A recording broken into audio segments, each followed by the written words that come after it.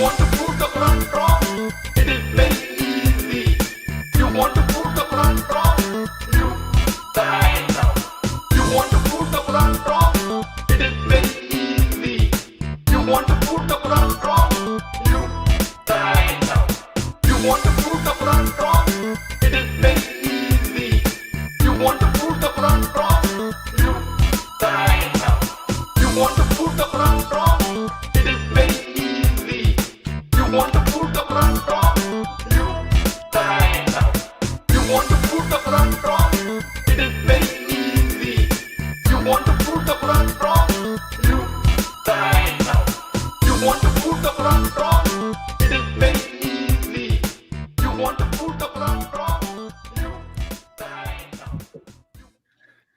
All right. We are back. We have the beautiful Lap Kitty joining us today, as well as Mary Harb. She has some scary intellectual abilities to pour through massive amounts of sources and information, and is pretty brutal. If she weren't so busy doing other stuff, I think she would be wrecking Islam by herself. So, of course, welcome back to Reasoned Answers, everyone. You're home for the crackhead clown individuals. As said there, we do have Mary. Welcome, Mary. Hello. So we are here today revisiting various dilemmas that the Quran itself gives to us. The claims that are made in it that it does not live up to.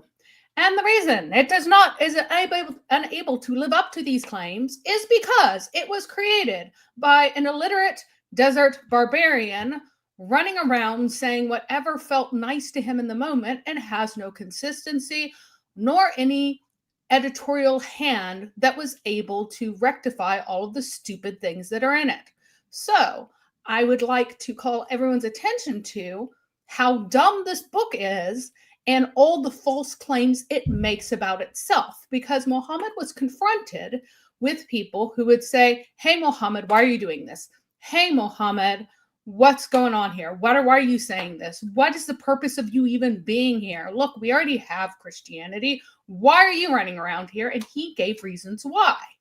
And the issue is that the reasons that the real historical false prophet Muhammad gave were not able to be substantiated by his own book because he had other goals that were contrary to that little answer, the pat answer he gives in a moment when he is confronted. Absolutely. We do have Artemis joining us as well. So we now have the double kitty stream. Artemis just arrived and she is taking a bath for your enjoyment. She's showing off. So never is that introductory song more appropriate today. Fotri says, I can't understand what's being said, but Zakir Naik there is saying, you want to prove the Quran wrong? It's very easy. You try it out. And he's saying that because of all the internal tests that the Quran provides for you. It provides tests like, if this is not from Allah, if it was from any other than Allah, then you would find in it much contradiction. And what do we find in the Quran? We find in the Quran much contradiction. The Quran also says if this was not from Allah, why don't you just produce a surah like it, implying that it's so amazingly beautiful and so beyond anything. Hang on. That's what people say now. What the challenge is. That is not what the challenge is. The challenge was to perfectly match previous scripture. The Quran is miraculous because every ayah is a miracle that perfectly matches previous scripture, except it doesn't. So they had to go, he meant it was beautiful. Yeah. But that's why every verse is called a miracle, a sign, because of its perfect matching. And that this actually Mhm. comes up very briefly today as well. So Awesome. And then the third test, the one that is the inspiration, although, you know, all of them perhaps apply, is the inspiration here, is that the Quran tells you time and time again, this is very clear, very easy to understand. This is the whole purpose of the Quran is, you know, you might have a vague idea of what the scriptures are, but they're written in other languages. This one's written in pure Arabic. It's so easy for you to understand. Yep. And then towards the end of Muhammad's life, people are like questioning it and saying this doesn't make any sense. It's self-contradictory. He says, "Oh, I got a new revelation from Allah. throughout. Some of it's not clear." Um, The but yeah, throughout the whole some of it's not clear came when the Christians came up and challenged him on the languages that he was using, pointing out an internal critique that by the standards and by the things that Muhammad himself applied to his Isa in the Quran, guess what? Isa is God. And to get rid of that, Muhammad basically, he actually threw out the Quran. That's what he really did. But people think that he was just saying that you just won't understand some bits, but he was actually saying that some parts aren't even from Allah. It's just similar, or at least not from the heavenly book. It's just similar to the heavenly book. That's the amazing thing. The level of just deleting his own claims that are in this verse is absolutely staggering. But in this case, we are looking at one very, very, very specific claim, that this is a book that has come to you in Arabic so that you, Muhammad's audience, can understand it. So, two more comments from the audience real quick. Mick M says, it's so very clear that only Allah knows, or Allah knows best, right? And John Wilson says, oh no, our first dislike. Yes, Zakir Naik tuned in and he didn't like hearing himself singing. That's very haram. So he hit dislike, but everyone else can hit the like button to make sure that this spreads far and wide, because we do need to prove the Quran wrong, and it might be very easy, but we still need to do it. The clear Arabic dilemma is what we are discussing. Right. So Muhammad said things in Arabic. He gave the Quran in Arabic so that the people can understand. That's the whole reason that it's given, so that his immediate audience can understand. So Allah and Muhammad teach the Quran is in Arabic so that its audience can understand it. Muhammad is coming to his own people in his own language. He is giving it to them in this language so that they can understand it. And that's very, very, very important. There are words that aren't comprehensible to its audience, though. And some of these aren't even Arabic words. So it's in this language so that you can understand it. Yet there are words that aren't comprehensible. They can't understand it. And some of them aren't even Arabic.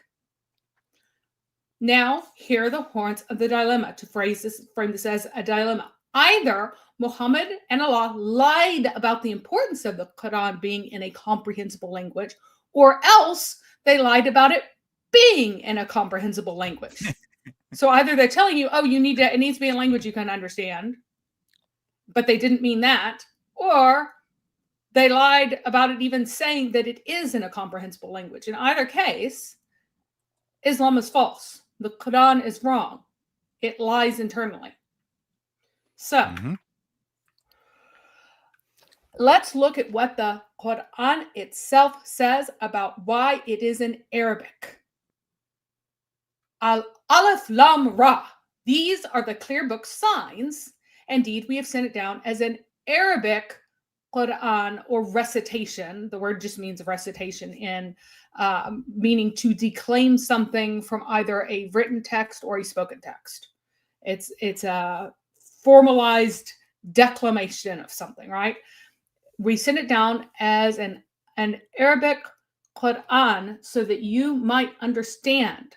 We relate to thee the best of the narrations, and this is a different word than recitation. The best narrations in what we have revealed to you in this recitation, although thou wert before it surely among the unaware. And then right after that, he tells the story of Joseph. So he's saying that those are the clear book signs. Indeed, we have sent it down. So there's a clear book that is with Allah, and it's being sent down in the form of Arabic, an Arabic recitation, so that everyone will understand it.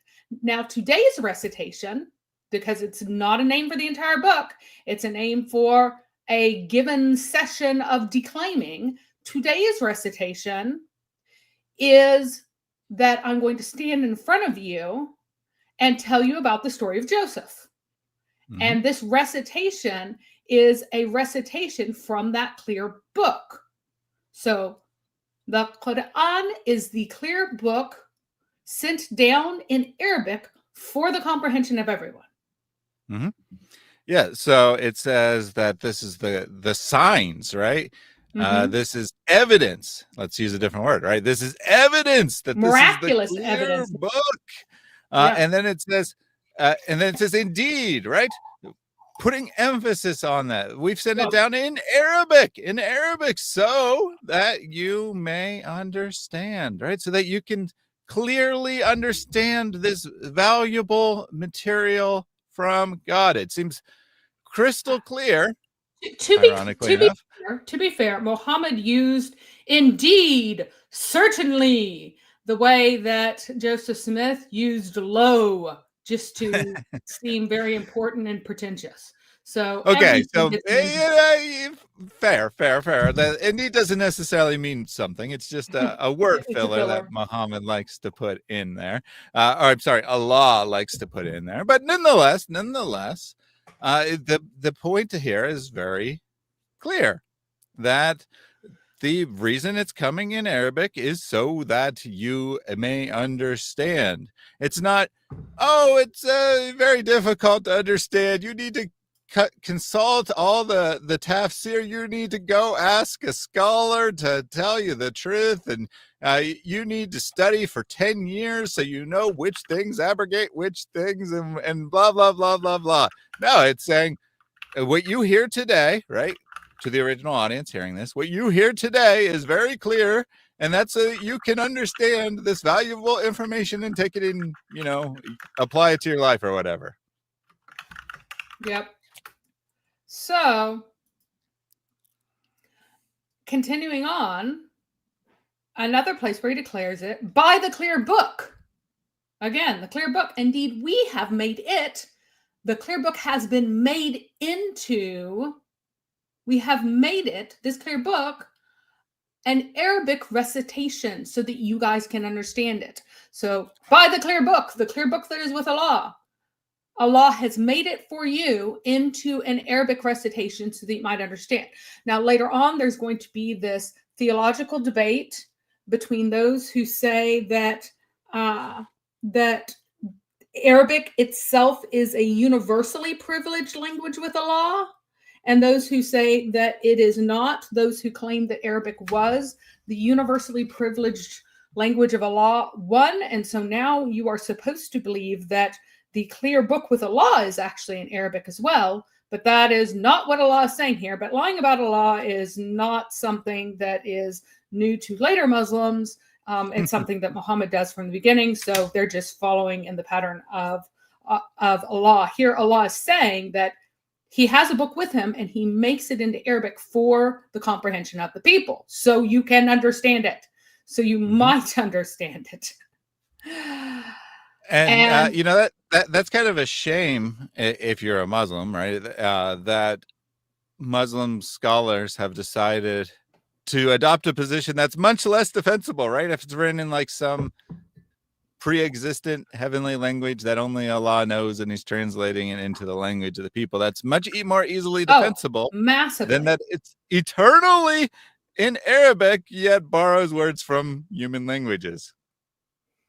Yep. Strange. Yep. And so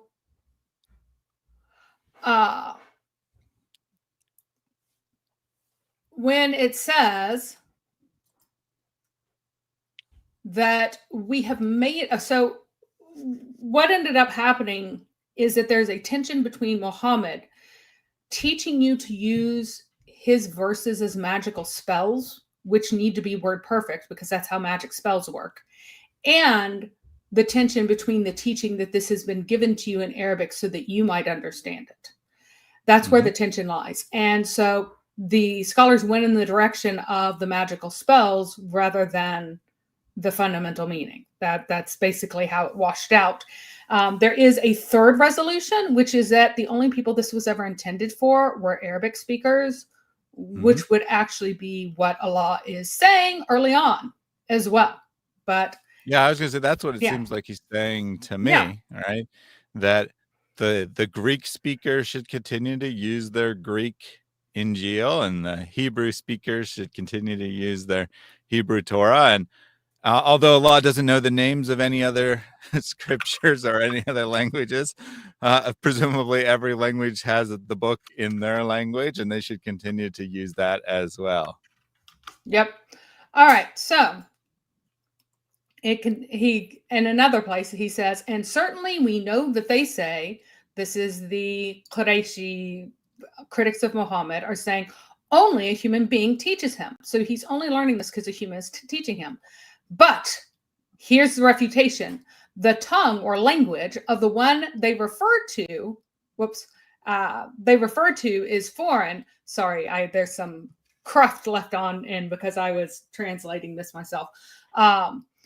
The tongue or language of the one they refer to is foreign, while this is a clear Arabic tongue or language.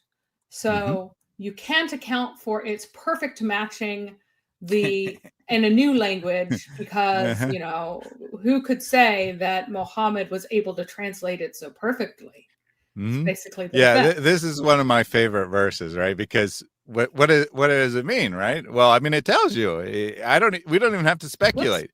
They are saying that Muhammad is copying from a human being, or maybe copying is not the best word. That a human being is telling him these stories, that he's not really getting revelation from Allah, and then Allah, from all of eternity, right, with his best possible response is, no, this is Arabic, and the guy they say is teaching Muhammad doesn't speak Arabic, at least not as his first language. This is such good Arabic that, and human beings can't translate from one language to another, so you see it must be from Allah.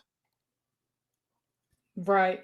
No, I do not know Arabic fluently. I translate using apparatus, and the fact that the Quran does not actually have an enormous vocabulary.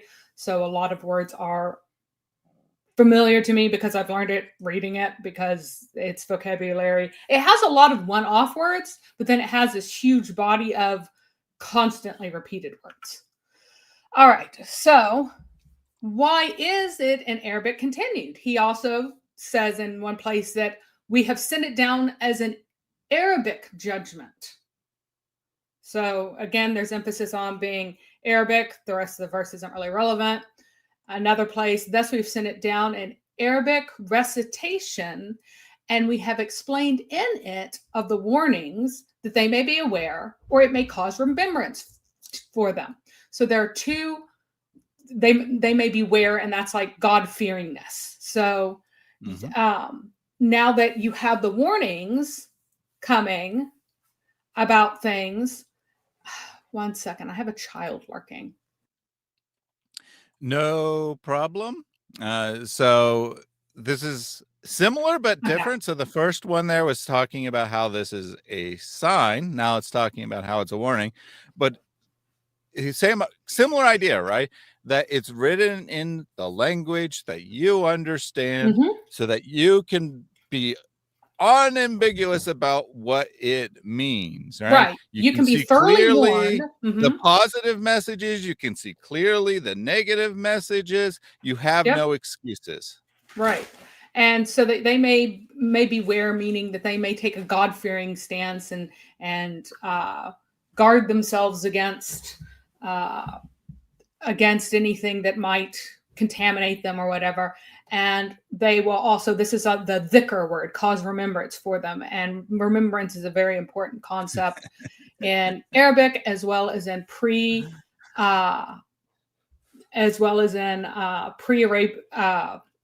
society, the pagan society, where remembrance is an action, not just like this mental, oh, I didn't forget that, right? It's a common Semitic idea of remembrance, like keeping in mind and honoring through actions kind of thing is what is meant. And So, the actions Mary, can be saying things aloud. You need to address the accusations against you from Frog Dogwood to working child. Mary has a sweatshop textile factory. I think she said lurking child. I said lurking, but the child should have been working. The child was coming in for a textbook, coming in for a math book. So I was afraid that the child was... Sure. You're not running a sweatshop. We believe you. I have strong opinions on child labor. I am in favor of it. So as my children will let you know. Anyway, whoops. If you're bored, like my children, never bored, because I always have something for them to do. It's amazing. All right. So one of the funniest ones is that Muhammad gives a whole string of prophets and various things that they did. And the ones that really struck me as funny, or always do, is Hud, the prophet of Ad, Saleh, who had the camel of Thamud, and Al-Hijr or Hegra.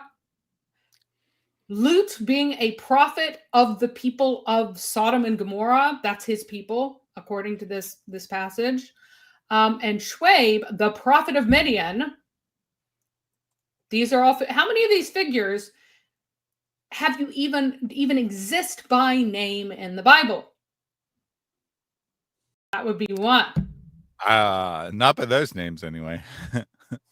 Of course, they try to correspond them, but not by those names. But nobody else by any name. They don't even claim that Hud exists anywhere in the Bible. Saleh, they try to shove Shuaib in there, but the story is not compatible, does not exist. These are all pagan places. These are all, whatever happened was in a pagan context. Lot went to Sodom. He was not a prophet.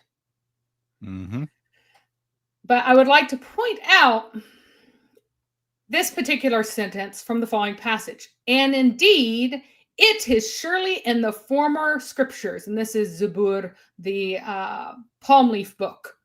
So all of these things, it's letting you know that is repeating things that are found in the scripture of the people of the book.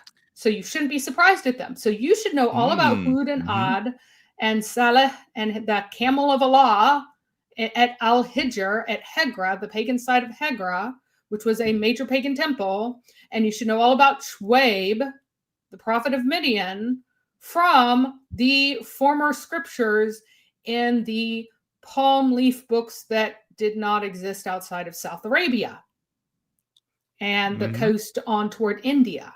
So India had this as an early form of book, and it may have spread to the shores of Oman through India and was taken to Yemen from Oman and then spread up into the Hijaz. Palm leaf books of this type are unknown in the north. So all of the goofballs saying that this was developed in some northern location, no, because they didn't even know about this word. They didn't know about this technology. It didn't exist there. But this God of Muhammad assumes that the technology will be the only book technology that he is deeply familiar with, as like a true ancient technology, versus these newfangled parchment books that are coming in. You can't expect the all-knowing God of the universe to be aware of how people make books in other parts of the world. Come on, Yeah, Mary. apparently. See, yeah, exactly. And someone else here is saying that the children yearn for the mines. Absolutely true. You give a boy a shovel, what happens? You have a hole in your backyard. So the children do indeed yearn for the mines. Um, But this passage here, right? right. 26, Mhm. 191 to 199. Although you may have to like go back a little further, 180 or something. Alone disproves the Quran, right? Because it goes and names some very specific people, Yeah, and then it that says, goes.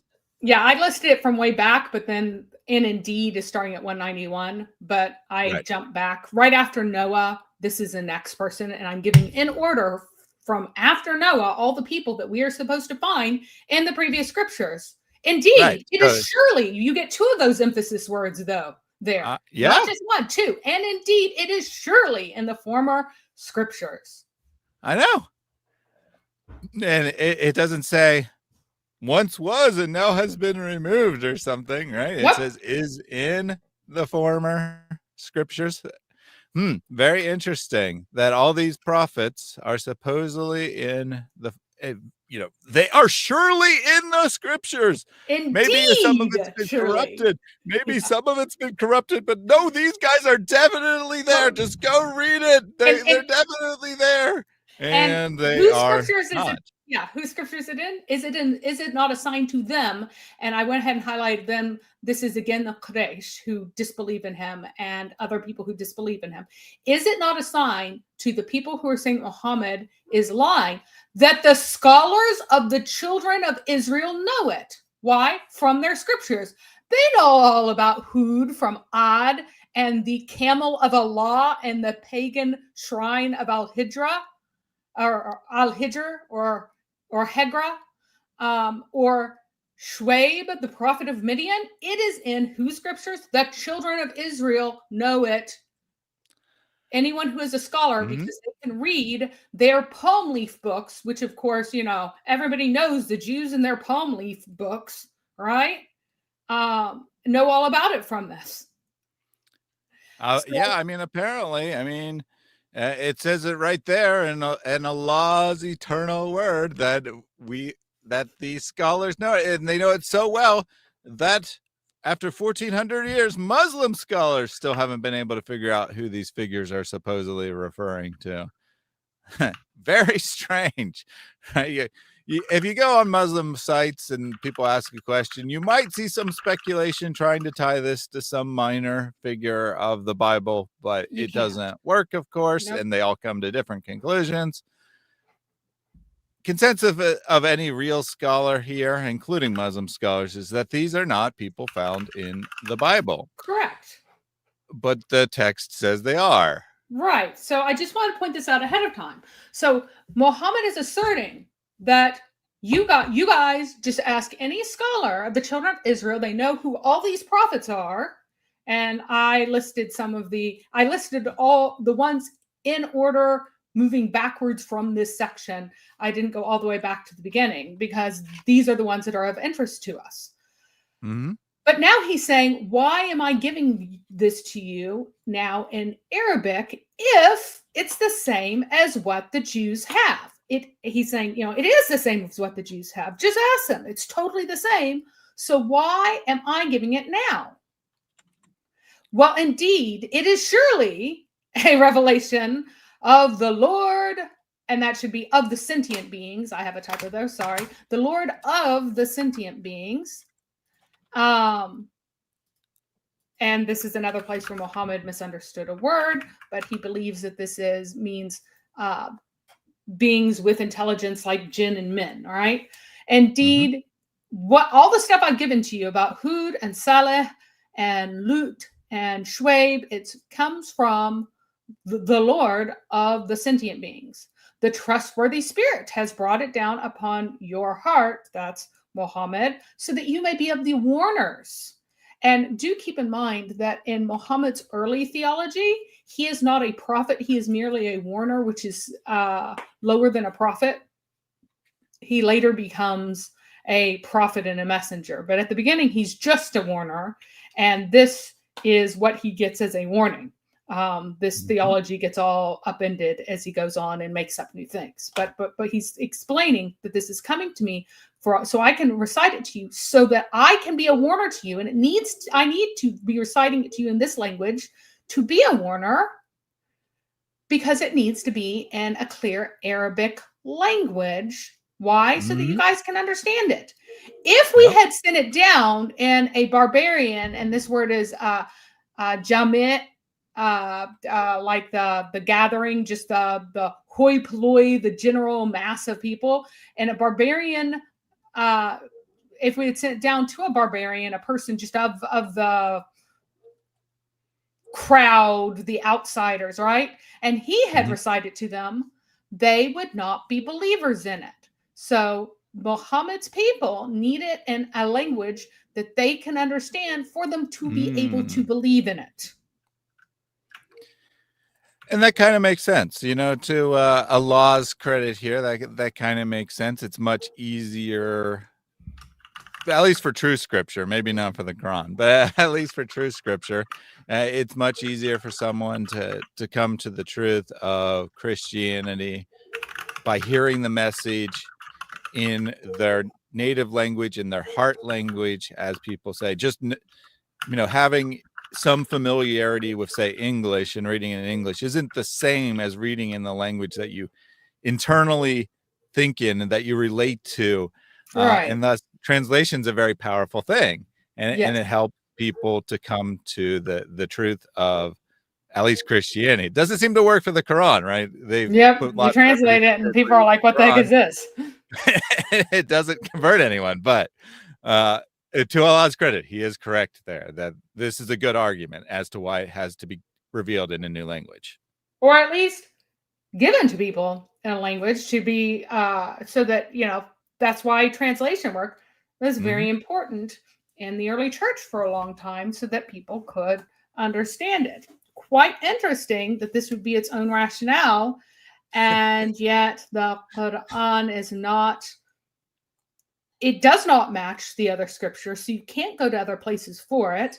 And if you just translate it, it's no longer the Quran. Very interesting stuff here. But that's kind of, why didn't they translate the Bible into Arabic? That's a good question. So the big translation activities ended around the late 400s. By the time you hit 500, there weren't groups in the churches who were pushing for translations. I sincerely believe that the rise of Islam is heavily attributable to failures in the church. They did have good emphasis internally on the education of the common people, getting out to the small villages and getting good evangelism out to even the smallest villages. So there's no one who hasn't heard in detail the plan of salvation that was planned from before creation, right? That no one within the empire will not have heard of this. And a lot of the things that were devoted time and money and just huge amounts of money to evangelize these remote places, which is worthwhile, but the evangelism did not turn outward again as it should have. And the Bible translation stopped, and it was wrong. And Islam only rose up because the authorities failed to give translations into the vernacular as they should have, into Arabic, into the Indian languages, into other European languages where people did not speak Latin. Vulgar Latin was spoken very widely, but there were places beyond that where complete translations were not made because the authorities had changed their emphasis. They had come to overly emphasize their own traditions of language. Like, it was translated into the old church Slavonic was the language of the day at that time. So translations were made through the 400s, and then they just stopped. So I really believe that a failure of evangelism. And yes, very difficult things happened. There were plagues, there were famines, there were great difficulties. This is not easy work. They did not live in the incredibly privileged society that we live in now. But I strongly believe that Islam grew up in a vacuum of rumor, ignorance, and backwardness that would not have existed if there had been a text in Arabic. That one thing would have changed the course of history. And Islam is the punishment for sins in that way. That it is what grew out of the failure to evangelize. So, moving on, more places, Allah is very clear as to why this needs to be in Arabic. And indeed, we have set forth for people in this recitation from every similitude. So Allah gives a bunch of similitudes in his clear book, and from every similitude, you get an equal similitude brought down in Arabic for you. Is sometimes translated as parable or example, so that he may take heed. So we should have all the parables of Jesus in here, which we don't. It doesn't even copy one correctly. An Arabic recitation without any deviance, without any crookedness or alteration, or it's a totally straight path here so that they can become righteous. So it's important that there is no wobbling away from the Arabicness of this.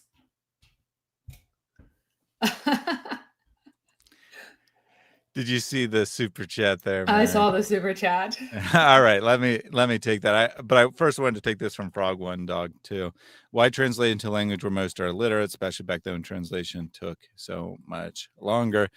Well, you don't have to actually be able to read the words on a page or write the words on a page, right? That's what illiterate means. The technical ability of reading and writing, or literate means is that you have it. Illiterate means that you don't have it, because someone else can read it, right? Someone else can read it aloud and share the information with the congregation.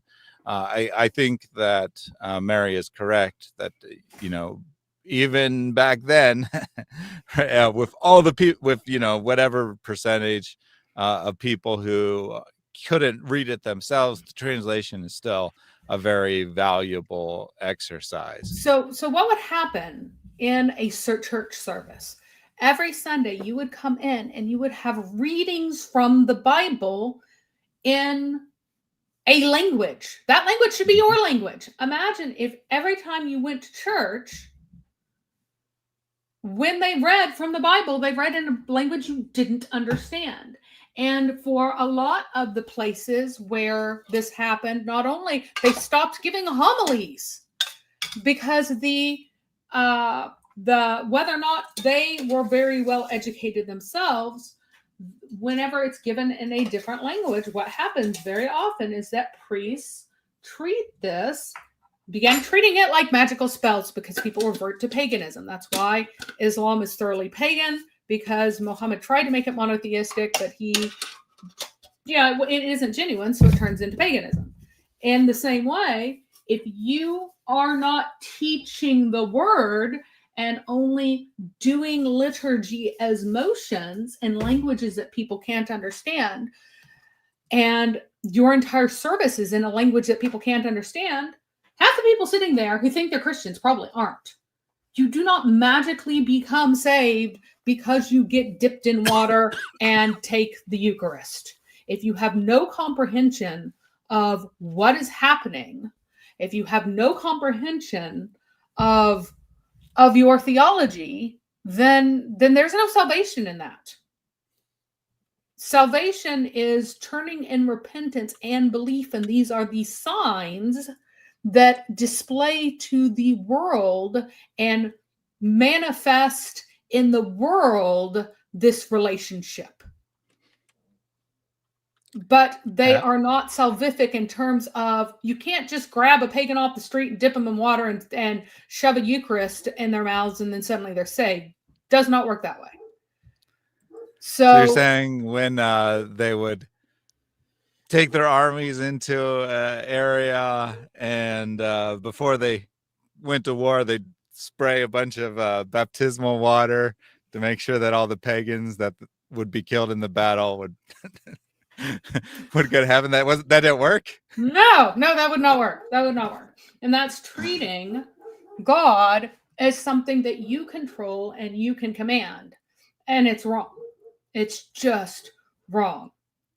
So you have to have the text and the preaching in languages that people understand. And when they in Najran, when the bishop read, or one of the priests read from their liturgy, it was in Syriac. It was not in Arabic, and they weren't standing there translating. And that is a huge failure. It should have been the task. They were not given the authority to do this, because there are fears that you will translate things wrong. But it is better to potentially mess up somewhat with a good intention than to fail to teach people their faith. So,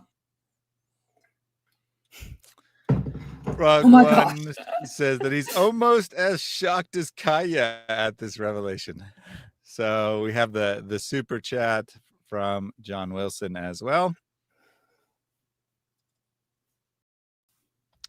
Oh, and oh crap. I restarted the bot, but it was down at the time that he made this. So I guess I'll just have to read it for you. The apologist won't read it. If I was accused of a crime and Mary came through the door on behalf of the prosecution during my trial, I'd be afraid, very afraid. Tee-hee. But don't worry, Mary wasn't there when I tried to sue, and that's why I was totally successful, and I don't owe 800 million pounds, or I mean 800,000 pounds. That's so crazy. Yep. So, and someone corrected me recently. I just assumed because it was Syriac and because it was associated with Persia, there would be a Syrian Church of the East in Najran. I am incorrect. It was the Oriental Orthodox who used Syriac. So there were divisions among even the Oriental Orthodox as to what communion they were in. Najran was the same communion as Ethiopia, which is the same as in Egypt, which is Oriental Orthodox. So they were Oriental Orthodox at this time. And yes, I understand that they were under immense pressure, but it's still really important to teach people the faith. Like that's foundational. And yeah, I mean, unfortunately, that's that kind got of like the most important thing. Yeah. So it was being, so their texts were in Syriac and Najran. It is possible that at least for some time that they were in Ethiopic, but I don't think so. I think that they were in Syriac, given that they were under the higher bishops in Syria rather than under bishops in Ethiopia. That's usually how it works. So, and at this time, the Bible was translated into Georgian, Coptic, Armenian, Syriac, Latin, Greek, of course, had been for a long time in Greek, Slavic, Latin. To my knowledge, those were the complete translations that continued to be used. So those are 8 languages. They failed to translate it into the Indian language of Kerala, or of there was another area that had a lot of Christians. They failed to translate it into Arabic or Old South Arabian or modern South Arabian, which was alive at the same time, even though it's called modern. They failed to translate it into Germanic, into English. And whenever French and Spanish developed out of Latin, they failed to translate into those languages. And that was terrible, bluntly. All right. And it's wonderful to learn the original language. I encourage everyone to do that, to study the Bible in Greek and Hebrew. Study it in Greek and Hebrew. Do. If you look at the Quran, wade through the Arabic best you can. That's always best for any text where the turn of phrase matters. And if your faith depends on it, very, very important. But for general knowledge, needs to be in your language. Mm-hmm. Anyway, continuing on. So why is it in Arabic? Well, 41 says again, that's a revelation from the Rahman, the merciful, a book. Its signs are detailed. Signs meaning, again, miraculous signs. They're detailed. And an Arabic recitation for people who know. And again, thus we have revealed it to you in an Arabic recitation, so that you may warn the mother of settlements and whoever is around it. By the way, people will falsely tell you that Qura means a city, this huge city. No, it means a settlement, and is most often used for a very, very small place like a hamlet. It's just a place where people settle down, where they have buildings. It does not mean a city. So Muhammad here is claiming that Mecca is the oldest place that people have ever settled. He's not claiming that's a huge city, or the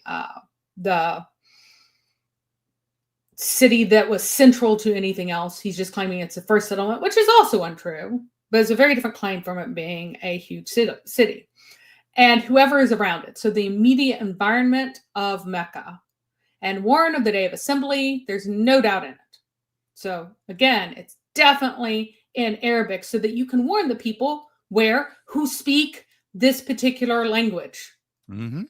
And he's not even saying all Arabs. He's just saying my region, the Hijaz, needs to be warned. And it is, in fact, in the Hijazi dialect. Again, Hamim, by the clear book.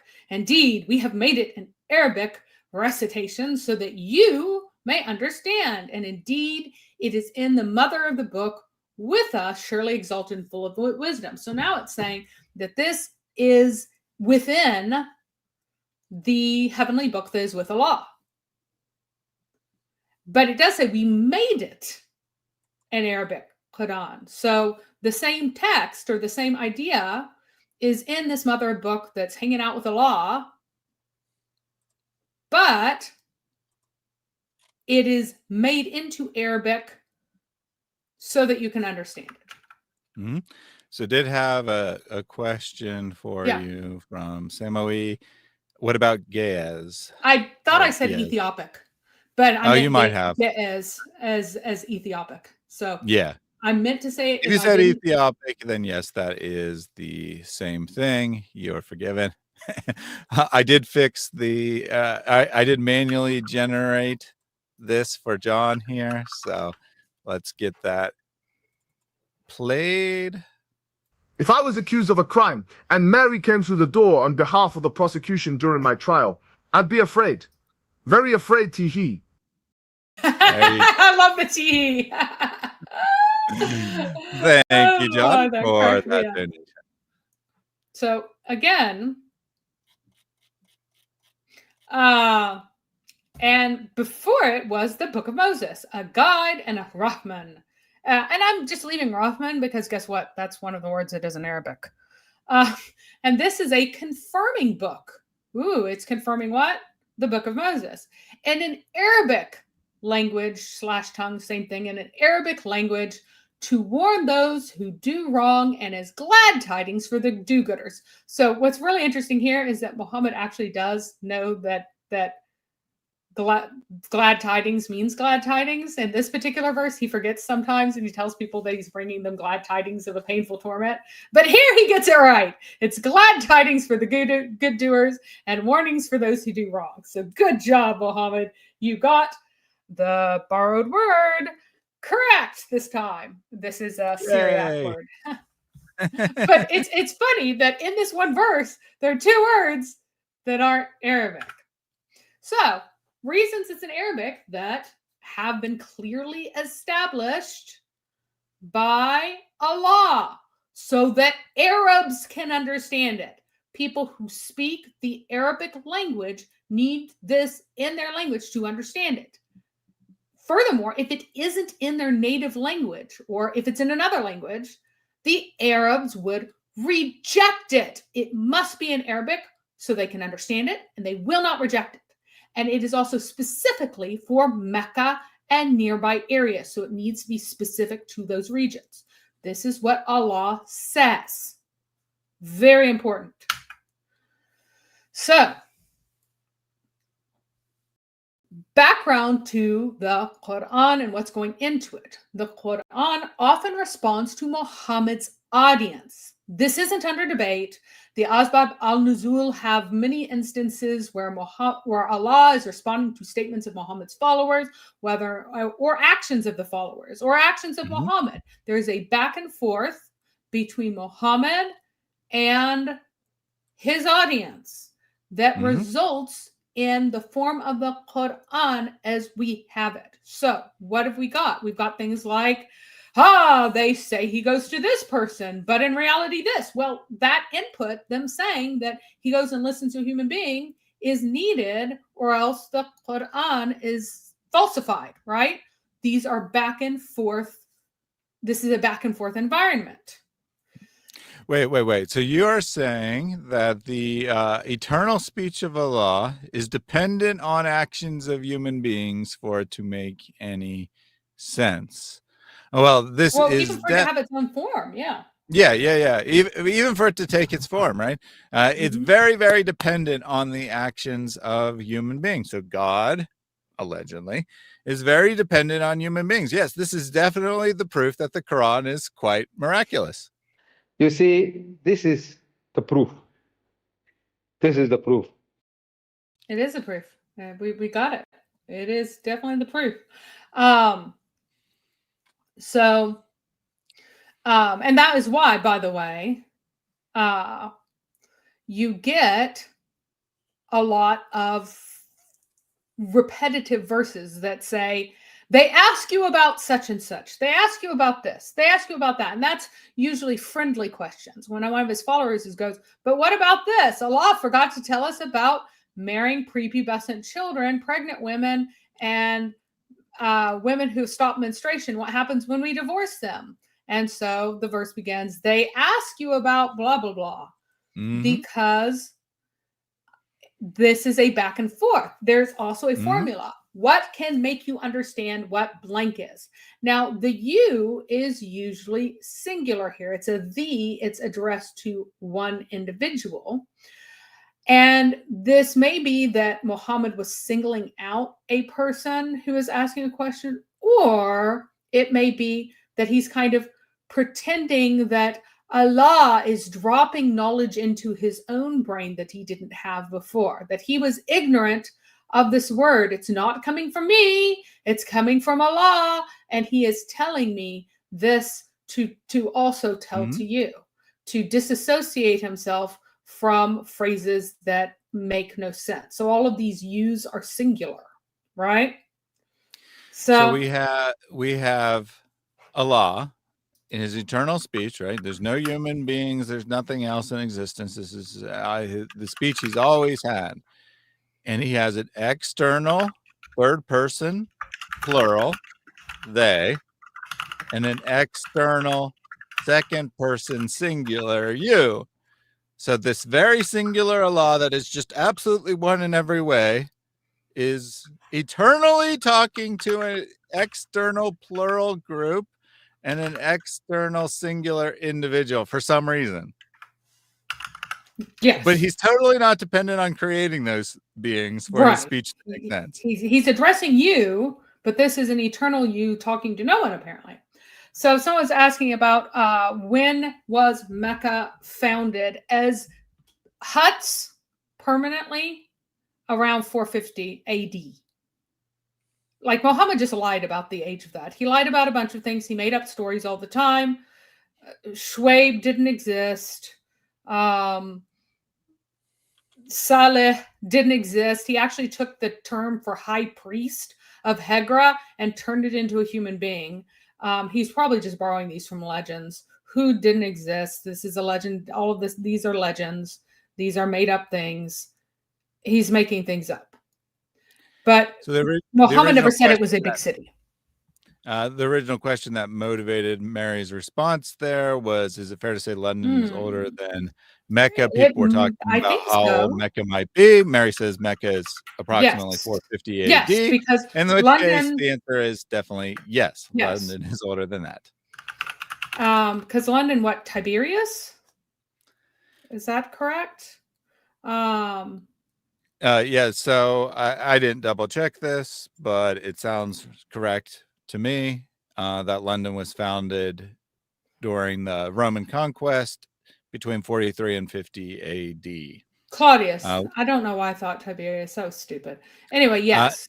So yes, it is. London is approximately 400 years older than Mecca as a permanent settlement. It's probably like there. So the first people who controlled the Hijaz were people who tended to put up shrines to their god Wad in various places. These shrines would have been the typical aniconic rocks that the South Arabians seem to have worshipped.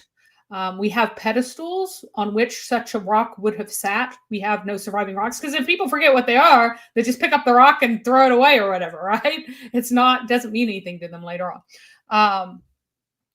And this seems to be a surviving place from that. Most likely they like set up an overnight shrine in 200s AD maybe. At some point, probably before 380, they set up a shrine, but people didn't actually live there till about 450. And I believe that the idea of people even coming to the site from anywhere else who aren't just happening to be passing through between the sea route and the land route, major roads, like it was on a very minor road that links to important trade routes, one very important one lesser important one. And it is my suspicion that the only non-local people started coming there because all of the North turned Christian and they abandoned their shrines. So all of these pagans who used to come to Al-Hijr, Hegra, they used to come there from all over and they used to worship there. After 350, there is no paganism there. There's no shrine to come to.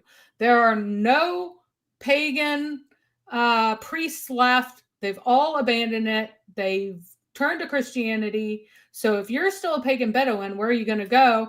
Look, we have a great shrine over here, and it's super ancient. It's the most ancient shrine that there's ever been. That kind of thing. That is my. So you're saying that they had already invented the lie of this very ancient shrine before Muhammad. That wasn't Muhammad's invention, is what you're saying.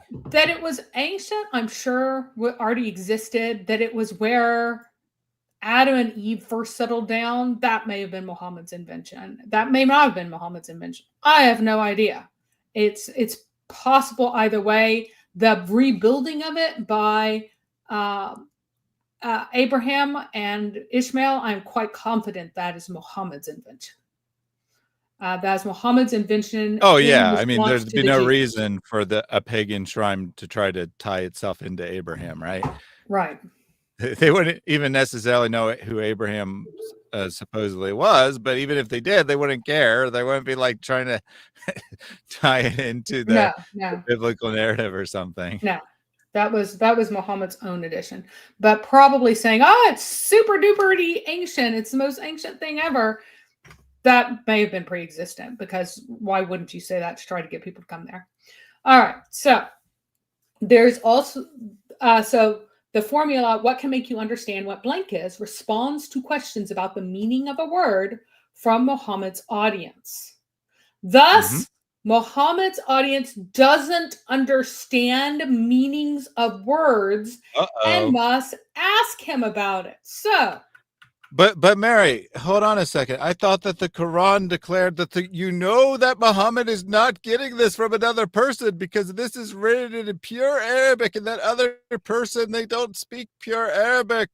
Yet Yep, and it must Muhammad's be. audience that speaks pure Arabic doesn't know what some of the words mean, which means Yeah. it's not pure Arabic. This is a problem.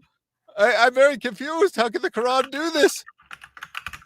And in response to Zemzem well being there at the time of Muhammad, yeah, I think that the narrative of when it was dug is probably correct, but something that you don't get from the main sources, you have to go to the history of Mecca, the stuff written by local Meccans. When you discover that the Zemzem well had really acrid water, it had foul tasting water, and people are weird. They think if water tastes funny, like it has magical properties. That's why you have the baths in England and spa in Germany. Any place, if you have stinky water coming out of the ground, people are going to say it comes from gods or it cures illnesses or both. And so you have people going to the spa and going to the stinky water places. Oh, that's proof of its magic. So the location where the Zemzem was dug is not at a place where the wadis kind of soak in really easily. There are other wells that pre-existed Zemzem, according to Islamic histories, that where people got fresh, good tasting water, but whenever they dug the water there, it was acrid and weird tasting. And in fact, people did not originally drink it at all directly. They would wash in it, but it was so acrid that they would use it to make an alcohol by soaking fruit in it and letting it ferment. So people would have this fermented acrid water that way. And so it tasted weird and it had alcohol, so it made them kind of woozy. So wow, super magic, right? Mhm. So Oh, very, definitely. very pagan stuff. And this water was very quickly, whenever Muhammad's like, hey, can't get drunk with the Zemzem water anymore. You can't soak the stuff for so long and bring up the alcohol content. One of the governors of Mecca diverted other water channels to help fill up the Zemzem and create water that isn't as acrid and foul tasting. And that really ticked off people, so he had to rip it out. But I believe that was replaced pretty quickly. So no one has had authentic Zemzem water from 750 forward. They've only had this diluted stuff that doesn't taste as horrible, because people from far away would come there and be like, but I thought this was a wonderful, fresh smelling, fresh, refreshing thing from all of these stories, but it's this acrid magic water. Weird. And now they just perfume it. So yeah. And Cargo Crew actually got it right here. There he goes. Good It's job. quite possible people use foreign words to sound smart when there's zero stuff in its concepts. I think he's trying to say when the message is not very good by itself, add some foreign words, or another thing people do, add a bunch of like long, obscure, complicated words. Like maybe they don't have to be foreign, maybe they do. And you're absolutely right, and that's exactly what Muhammad's doing, right? He's throwing in these cool sounding foreign words to impress his audience, while also claiming that it's pure Arabic and easy to understand.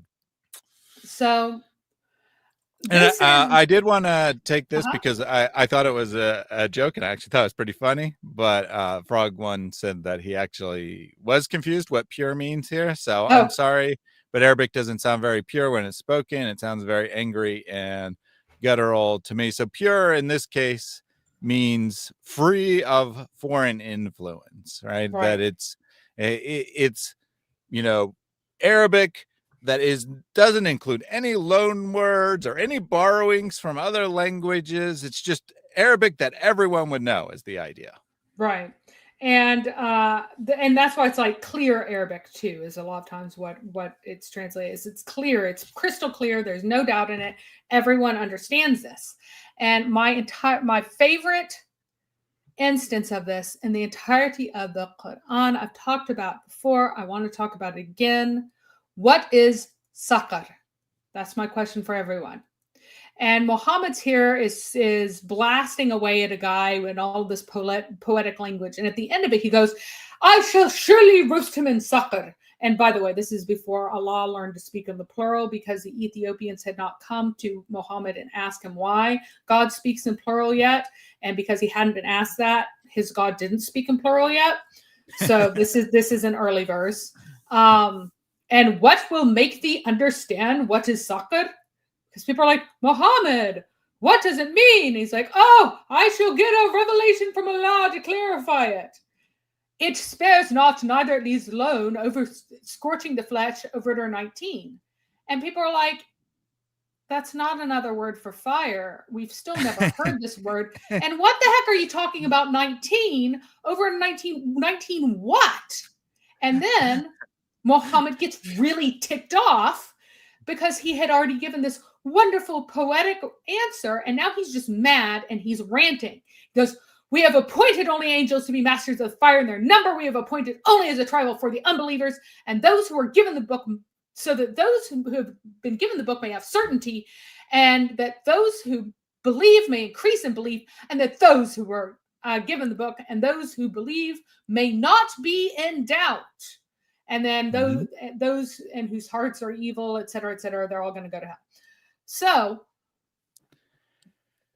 this is one place this is pretty wild here, right? This is pretty wild. I know that you said it was your favorite, but I think for good reason here, right? So Muhammad reciting this beautiful, clear Arabic that everyone will understand. I shall surely roast my enemy, or I being Allah here, right? I shall surely roast the enemy of Allah, of Muhammad in succor. And people are just like giving him blank stares, because I mean, if you don't know what this word is, you'd probably think it was a place or something, right? I mean, that would be my natural assumption, is if someone like says something that's not English, and I'm like, okay, maybe it's a place name. And then Muhammad says, and what will make you understand what is succor? And people are like, yes, please explain to us. And he says, it spares night, neither leaves alone, scorching the flesh. Over it, R19, and they're like, that's supposed to clarify? That doesn't make any sense at all. What are you talking about? What are you talking about? What is this 19? You've made it less clear. Yeah, and it's a fire now, and we've never heard of this. What are you talking about? So then he gets mad and just starts ranting and forgets to be all poetic. Now, this is a place where I'm going to criticize the Syriacists as, oh gosh, what was her name? Neuwirth called them, the Angelica Neuwirth criticized them for saying incredibly stupid things in a lot of contexts by taking things out of context. Now, the Syriacists have said the phenomenally idiotic thing that 31 is a long verse. Most long verses are Medinan. Therefore, 31 must be a Medinan verse because it is long. And Gabriel Said Reynolds decided to go make an even dumber argument and go, well, we can't even say that it's Medinan. You're just using traditional divisions. All it shows is that it's a later redaction. No! This shows zero evidence that this is a much later redaction. If it were a later redaction, it wouldn't be idiotic. It is transparently idiotic. This verse alone proves that the Quran is from a babbling idiot who is ranting at people and is not from God. Anyone going in after Muhammad and able to add entire verses would not say that all the Jews and Christians have in their scriptures succor and the 19 over succor and know about the guardians who are masters of the fire, because it's not in any text. It doesn't exist. I mean, not only is it not in the book, like this There's is no one of the idea parts of the Quran that scholars can figure out no idea where this supposedly is supposed to come from. Like there's not any like real speculation even on this. As near as anyone can tell, Muhammad just totally made this up out of nowhere, not like him taking some fable that was going around and passing it off as scripture like he commonly does, but just totally made this up out of nowhere, and then goes on a rant about how everyone knows this is in the book. Yeah, and this would not be anything that anyone would add. This is an entirely human moment of someone losing his temper. He's been challenged once. He gives what he thinks is a brilliant response. He's challenged again and he loses it. That's what is happening here. That is the context. This is a human context of a real human being who just starts ranting nonsense. And there are speculations that there are some ideas in some Zoroastrian material that about guardians of fire, but even there, you don't have 19. 19 is, he misunderstood something. Nobody knows where the word sakar is from. He misunderstood something, got really confused. I used to play soccer in high school, though we called it soccer back then. Yeah, I mean, that's probably, I mean, obviously this is a joke, but it is probably actually something like that he heard some word and, misremembered it. And it's so distorted, we can't even figure out what word he's trying to represent. It probably is actually something like that, but it's so incomprehensible that scholars can't even speculate on what Muhammad is trying. Allah is trying to convey here in this passage. No one really knows what this is supposed to mean. And if someone was, and that part could be, that part could easily be original in any theory. But then the other verse, right, the long verse, if someone is 100 years later, like people are saying this still doesn't make any sense, right? Or 200 years later, whatever, they say this still doesn't make any sense. I don't get this part. So then someone inserts an explanation, which is what some people speculate, right? It's what the Syriac fans, the Jay Smiths of the world, speculate. Not that Jay specifically speculates that, but the people he relies on, they speculate stuff like that. Jay thinks the whole thing is later, not just isolated passages, unlike the people he relies on. But that isolated passages later, they would write some sort of explanation that would make sense, right? They wouldn't say, "Oh, everyone knows it's in the book." They would invent something. I mean, I'm sure that Mary or I could easily come up with some sort of explanation for it that explains it in detail. And be like, well, you see that what this passage is referring to is that at the gates of hell, there's a place that's called Soccer, and 19 angels are guarding that spot. And see, this is what the passage is about. I'm sorry that it's not clear. Let me explain it to you. I mean, it's not like it would be hard to come up with a way to make these two things relate. Yeah, without claiming that those who are given the book have certainty because of this particular passage. Because what Muhammad is saying is that anyone who has the book and who's read the book before will never doubt Muhammad's authenticity when they learn that without any human instruction, he knows this. He knows this secret thing. That's insane. So the claim here, right? The claim from certain revisionists, I wouldn't even necessarily call them Muhammad mythers in this case. They're not. Reynolds right? is just a revisionist. Certain revisionists, they will go along and they'll say that this was inserted later to try to make sense of this nonsense passage. Like they acknowledge it's nonsense, but then, and they acknowledge that this is an attempt to make it make sense, but they'll say someone did it much later, but that's not tenable. Could be the case, except why in the world would you if you know this passage doesn't make any sense, right? And it's later and people are questioning this, and then you say, well, it's in the scriptures, except that's exactly why you're questioning this and saying it doesn't make any sense, because it's not, right? So why would you insert that? You wouldn't. There's no way an intelligent person trying to make sense out of something that doesn't make sense would insert this with full knowledge of people's objections to it. Because it just increases their objections. It doesn't answer anything. Correct. And why would you do it in such a clumsy and ranting way? You're the one who's able to make it say whatever you want. Why would you break with the pattern that there was before if you are trying to like massage it slightly?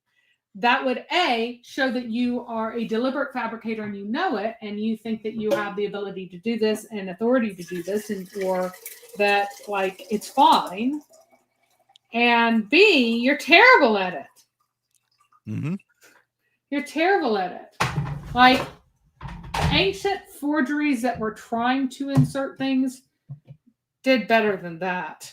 And they worked in certain ways that modern forgeries don't, but this is not the kind of thing that they're describing. It makes no sense. So 19 is not a filler word. You can make anything rhyme with anything. Muhammad did like, it's not 19 because it rhymes. Muhammad really thought that there was something to 19, and there isn't. There just isn't. That remember, all the Jews and Christians. No, there is something to 19. That is the last age that a female is attractive to Muhammad. Once they get out of their teens, they're no longer attractive. So that is why it is so powerful of a number. Yep. All right. So there are problems with these phrases going how I make the understand what is blank. First of all, some of these words are nonsense words. They're not Arabic. They're not any language. Muhammad may have made them up. Therefore, they can't be understood by anyone. They're not real words. Saqar is not a real word. As far as anyone knows, it's just not a word. So why is the Quran in clear Arabic? So the audience can understand. This isn't Arabic, and it's not understood by Muhammad's audience. So already you have just failed two of these statements the Quran makes about itself. Another problem is that some are borrowed words from other languages. So, but why is the Quran in clear Arabic? So the audience can understand it, but these words aren't Arabic. And some of these words aren't understood by Muhammad's audience. I'm not even saying that there should be no borrowed word whatsoever in any language, that languages are always in their own boxes or whatever. No, these are words that Muhammad takes from other languages. The people he was talking to do not understand and question him about. Yeah, so I mean that does make it worse. But so the first one is already going to be a problem, right? Even if they're just normal borrowed words, that is actually already going to be a problem. Oh, that isn't even the first one. I'm just, but yeah, having borrowed words from other languages when it right. You said I'm not even saying that by itself would be a big deal, and I agree it would be a less problem for sure, but it still would be a problem to Muslim claims and arguably the Quran's internal claims. I suppose it depends, right? Like if it was borrowed 100 years ago or 500 years ago, then it would just be considered a native word at that point and it wouldn't be an issue. But if it was like, you know, a true loan word in that it's recent borrowing of it, I still think that would probably be problematic to the Quran's eternal claims, and both would be extremely problematic to Muslim claims about Arabic being the language of God and whatnot. You know, even if it was borrowed 1,000 years ago, it's still borrowed from a human language. How is Allah, it's eternal speech, borrowing from human languages? But as you point out, that's not actually the Quran's internal claim. So I agree with that. But the fact that it doesn't even make sense, right? That Muhammad's audience has no idea what it means. That means it's not a borrowed word. It's Muhammad either taking a foreign word because it sounds cool, or it's Muhammad making something up. Again, probably because it sounds cool. And he's trying to, you know, like Yeah. Prove that he's truly receiving revelation from God. He knows all these words that no one else knows except the Quran internally says the reason it's in Arabic is so that you'll understand. You know, it's like one day Muhammad's like giving this argument that the reason I'm receiving revelation is so that you can understand. The next day he's like, man, how do I make myself look smart? I know, I'll make it so they can't understand what I'm saying. It's just so dumb, right? To look smart, I'll make sure they can't understand. But I forgot that yesterday I said the reason I'm getting this is so you can understand it. Exactly. So Bahari says that Allah was the moon god, and sort of, but not exactly. So Alat was also called Shams. She was primarily the goddess, but she's called the sun as well as an honorific, but she wasn't worshipped as the sun goddess, if that makes sense. In the same way, Allah was associated with the moon because all ancient South Arabian influenced peoples associated their high god with moon iconography, but they didn't look up at the moon and go, that is Allah.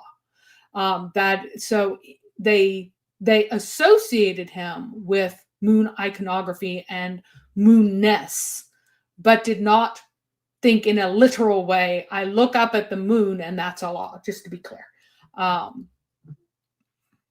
There's a lot of simplification that goes on in claiming these things, and we need to be a bit careful, because if you overstate, you can end up being saying things that seem to be almost trivially untrue. So, which in the end aids Muslims, right? Because if they can easily, I don't know how much like the average person in the chat is engaged with Muslims. I'm sure it varies from person to person, but if you do this for any considerable amount of time, and it's probably not just a Muslim thing, it's actually just a human thing in general, someone will focus in on the weakest, easiest to refute point that you make, right? In your argument. They'll ignore 95% of what you say and say, you got this one fact wrong. It was 12, not 13. You don't know anything about anything. I don't have to listen to you. So we do need to try to be very precise and say things as accurately as possible. So it is true that Arabic is the original language of the Quran. There are specific words that are nonsense words, and there are specific words that are borrowed from other languages instead.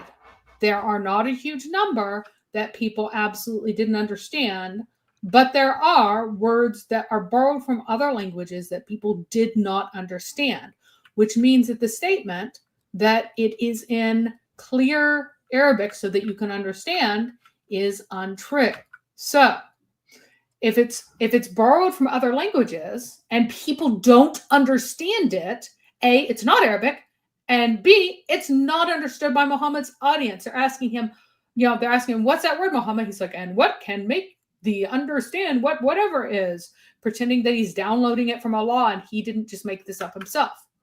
The third problem is that some are Arabic words, they're genuine Arabic, but nobody knows what they mean in this context. Nobody's quite sure. They don't have a clear meaning in this context. So, in other words, they're used in a way that doesn't make any sense, right? They're misused. Or they're like super poetic or elusive, or they're a made up kind of application, or they're an allusion to something, or they're a poetic phrase like, by the sweepers. What are the sweepers? If I say, by the sweepers, do you have any idea what I'm actually talking about? Even though you know the word sweeper. Am I talking about brooms? Am I talking about what? The people holding the brooms? Right. Right. So by the sweepers, some people say that those are the stars sweeping across the sky, while other people say that they are the animals that sweep the ground with their necks as they graze. So, like, it's a word. They understand the word, have no idea what the meaning means in context. And that happens a bunch too.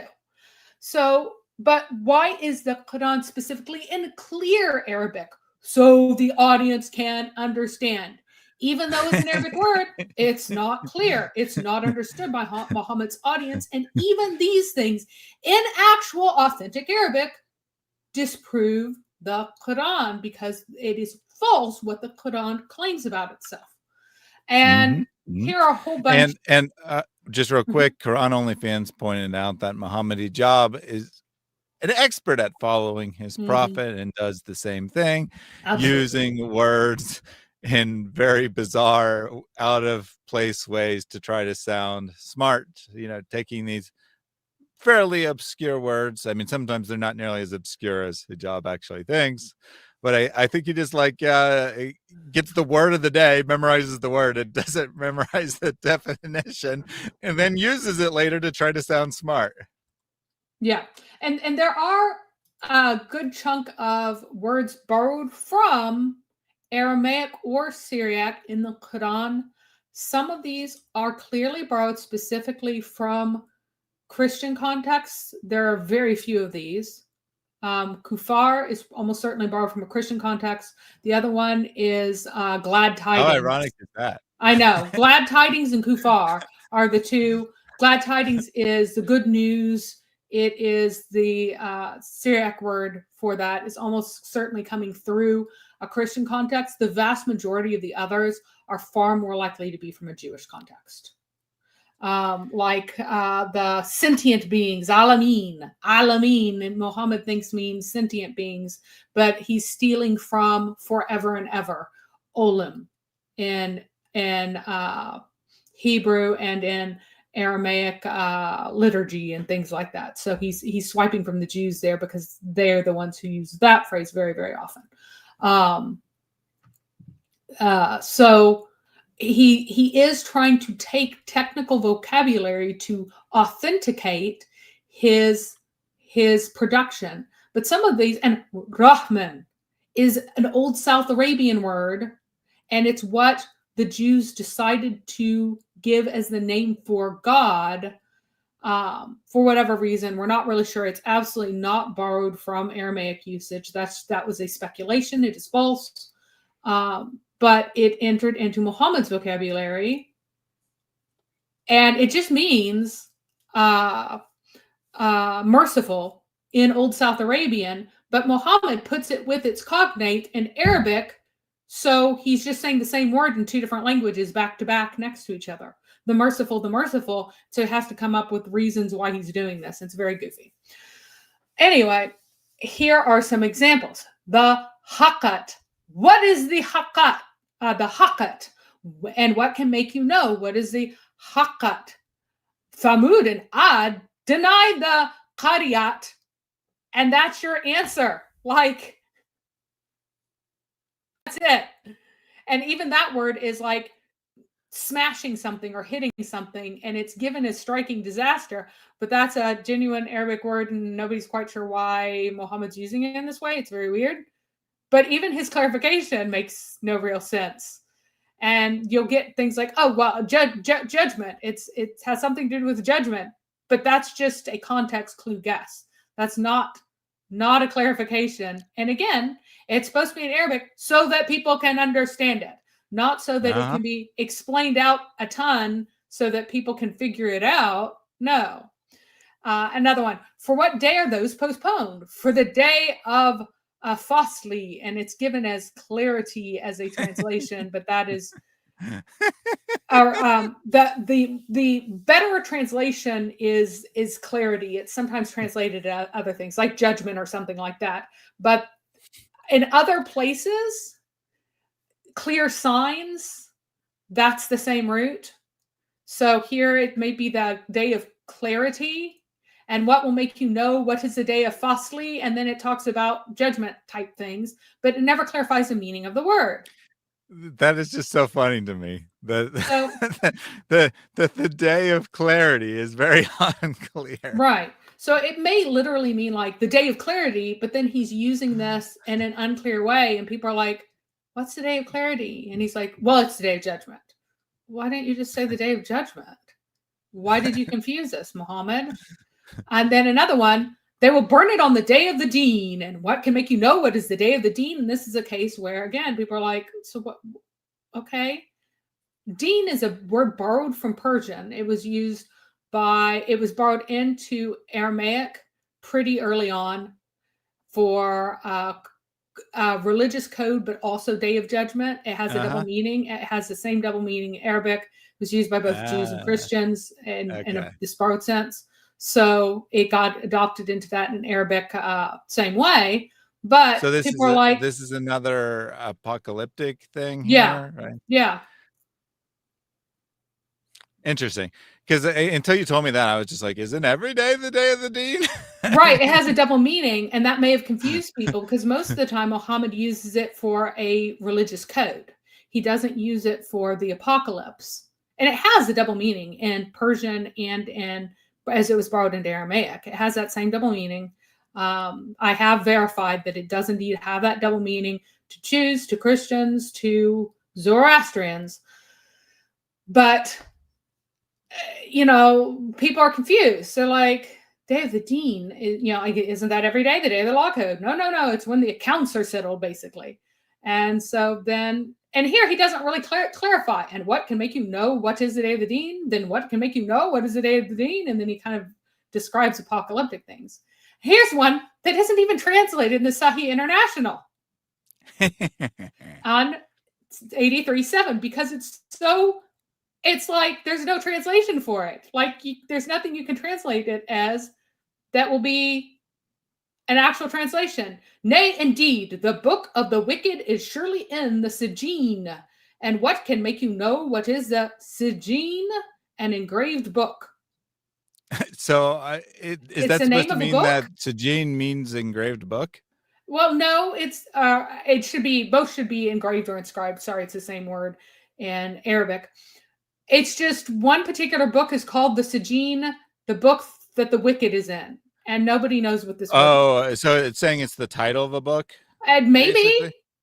We don't know. Nobody knows. They don't know what it means. They don't know whether or not it's the title. They just know that the book of the wicked is called this. Well, it's in it. Yeah, it's in it. Right? The book of the wicked is in the Sijin, but the Sijin is an engraved book. It's very confusing. But again, and he goes on, he does the same thing about the book of the righteous. The book of the righteous will surely be in the Ilayin. And what can make you know what is Ilayin? An inscribed book. And inscribed, engraved, sorry, it's the same word. So again. Wait. So he makes up two different words. Yeah, and nobody knows what this means. And then he clarifies that both of them are and then says the exact same phrase. Book. An inscribed book. Yeah, and like everybody's just like, we have no idea what he was saying here and why he's saying this. It's just confusing. All right, and then so there's some inscribed book, and within it is the book of the wicked and the book of the righteous. Well, no, it's the inside the Sijin, which is an inscribed book, is the book of the wicked. Oh, right. So it's like. Right. And so it's definitely two different books, right? So there's two books. One of them's called Sijin. And some subset of the Sijin is the book of the wicked.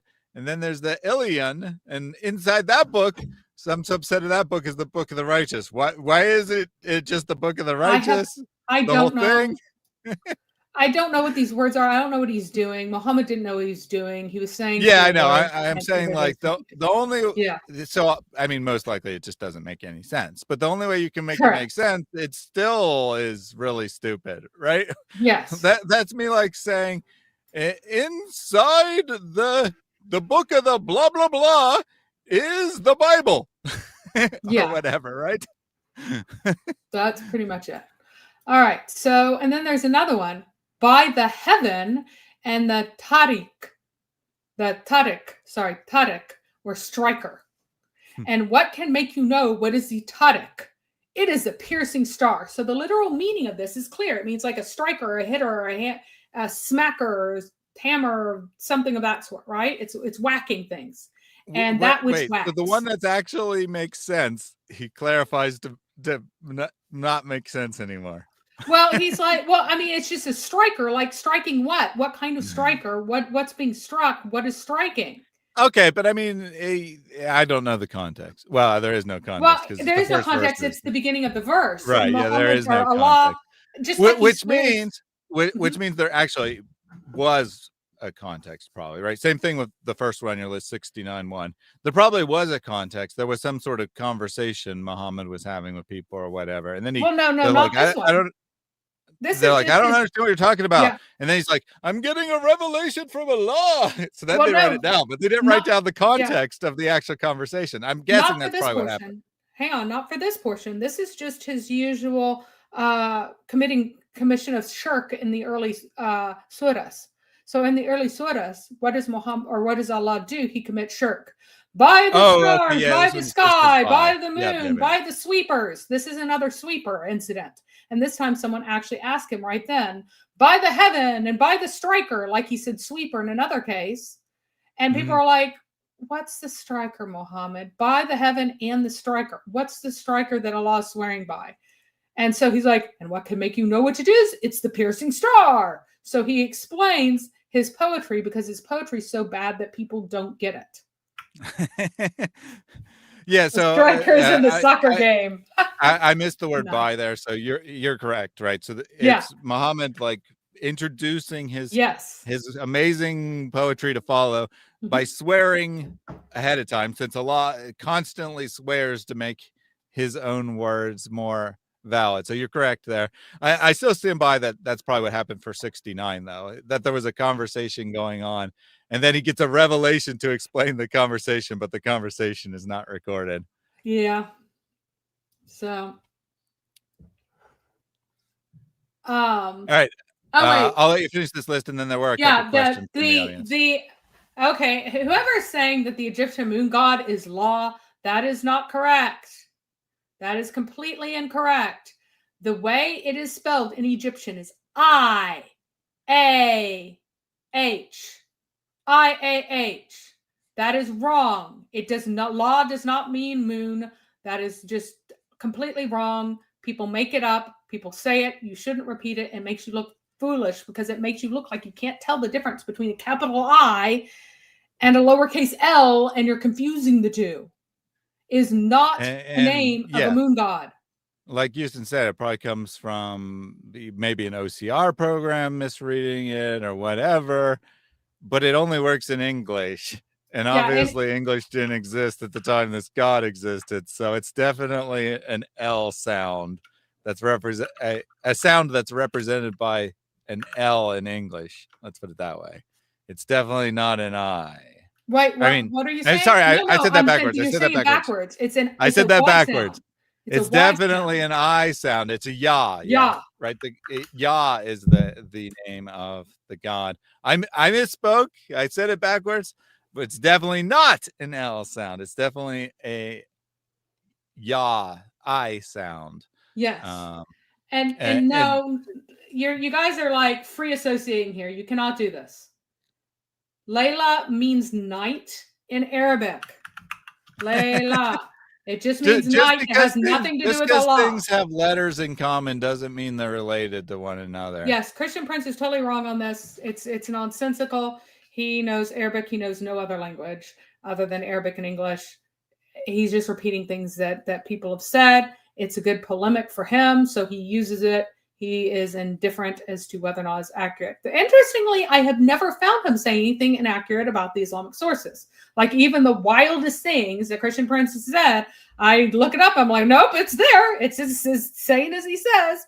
But if he's talking outside of the Islamic sources, he's often mistaken and he never corrects himself, which is a problem. I think la means ya in Indonesian. I would have no idea, and I wouldn't think that. This literally doesn't make any sense, right? It wouldn't mean anything.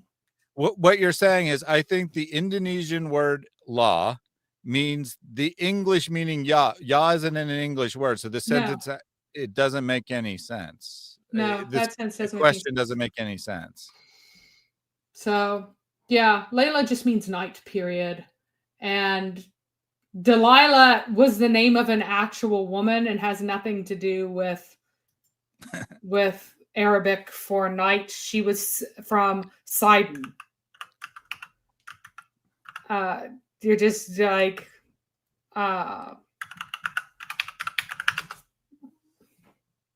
it means delicate or languishing.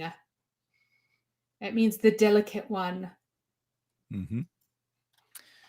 So, all right, let's finish that's this all it means. list here, and then I have some questions from the audience about what you said, but I wanted to get through the list first, even though you wanted to All jump right. on law. Yep. So he goes on some more. Have we not made for him, mankind, 2 eyes and a tongue and 2 lips, and shown him the 2 ways? That means, the way to good, the way to evil. But he has not attempted the akabat. And what can make you know what is akabat? It is the freeing of a neck of a slave or feeding in a day of severe hunger. And I cannot tell whether or not this was a pre-existing word or whether or not Muhammad made it up at this moment. It may be a pre-existing word for mountain pass, but I can't find it in anything else.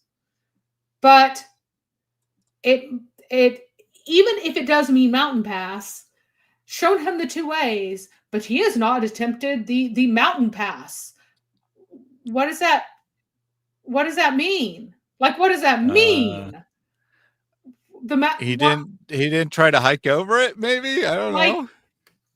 And he's saying, oh, well, here, I mean, like the difficult way where you do good deeds. But it's just kind of a messy, nonsensical, a nonsensical phrase here. So he had to clarify because everybody's confused. So this might possibly be Arabic and not be made up at the time of Muhammad. But even if it is, it confused everyone. And another one, indeed, we have revealed it in the night of fate. And what can make you know what the night of fate is? The night of fate is a better than 1,000 months. And of course, this is the often translated wrongly as night of power. Doesn't tell you when it is. Doesn't tell you what it does for you. All of this is like these random other traditions, and nobody's sure when it is. So the most important night that you really need to know about to save yourself from hellfire, apparently, doesn't explain to you that you will save yourself from hellfire if you know about this night and pray on this night. Doesn't tell you when to find it. No one knows when it is. It's confusing. So even if it's in literal Arabic, everybody's still perplexed by this statement. And still to this day, no one is sure when this night is, even though they all agree that it's super, super important to do the right thing on this night. The most important night. And yet no one knows when it is, because the perfectly clear Quran that is given for you as a sign, given for you as guidance, given for you as warning, doesn't tell you when it is. So Mark asked whether or not Wadaka made up stuff. Mary, I did do all the questions after you finish the list. Oh, yep. We will do that. Sorry. But as for him whose scales, that's like balance scales, are light, his abode will be in the Hawitayun. Hawiyatun. Sorry, Hawiyatun. Whatever. Anyway, it's going to be in that thing. And what will make you know what it is? A hot fire. Like, no one knows what this is. Like, Muhammad, what's this word? What does it mean? His abode, he will live forever in this word. And everyone's like, we don't know what that is, Muhammad. What will make you know what it is? A hot fire. Why don't you just say hell, Muhammad? Why do you have to make up new words all the time? If no. See, what will make you know what it is? When you are tortured, you'll figure out what the word means. Yeah, I guess. And here's another one. But the hot, it's not that the word means hot fire. It means that when you are in the hot fire, you'll figure out what the word means. That's funny. And then again, nay, he will be thrown in the crusher.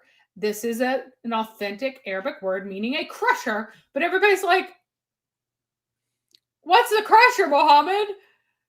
It is a fire too. Like, they're all just words for the fire that Muhammad makes up spontaneously. So every time he makes up a word and he gets caught on it, he just says it's the fire.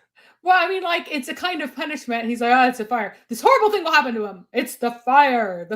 So yeah, he does that all the time. Yeah, because being burned and being crushed are totally the same thing. Yeah. All right. We'll go ahead and take we'll the start with questions this now. from Phil here because he does have a suggestion for the second to last one there. Hawiya is a pre-Islamic Arab term for the underword, possibly. The word is used in the Arabic Bible. I don't think that is a pre-Islamic word. I think that it was one that, again, I don't think anybody understood it at this time. And that it came to be understood that way by a lot of Arabs by the time the Bible's translated into Arabic, most likely. So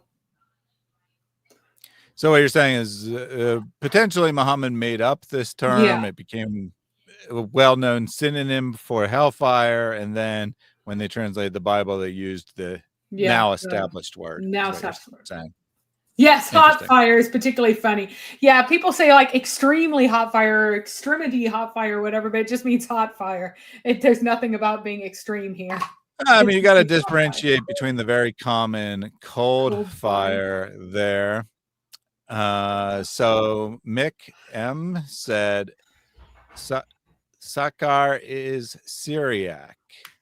You would have to give me evidence for that because it is not listed among Syriac borrowed words, and it's not found in the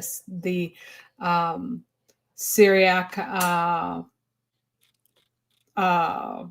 corpus.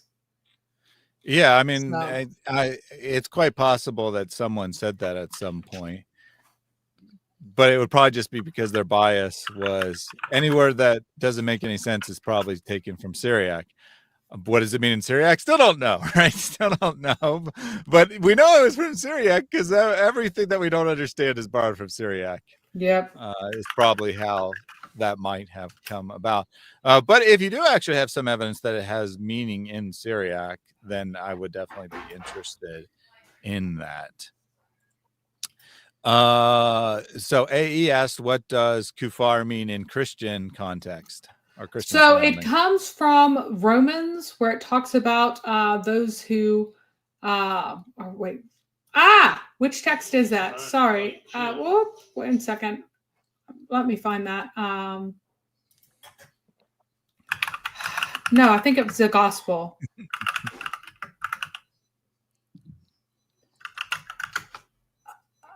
Oh my goodness.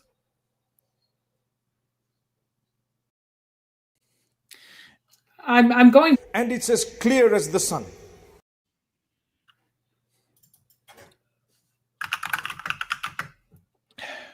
There's why am I going blank? I don't know. Here, let's get a. Here we go. It is in Romans. There. No. Yes. Okay, here are the two ones. So there was the one in Romans, suppress the truth and unrighteousness, but James 3:14, the denying the truth in James 3:14 in the Aramaic is cover up, is kind of the word. And then in Matthew 10:26, nothing is covered up that will not be brought out into the light. And so it's kind of used in those three places for a concealment of truth together with a denial of things. And so the actual Aramaic word originally meant like literally covering things, right? Covering things.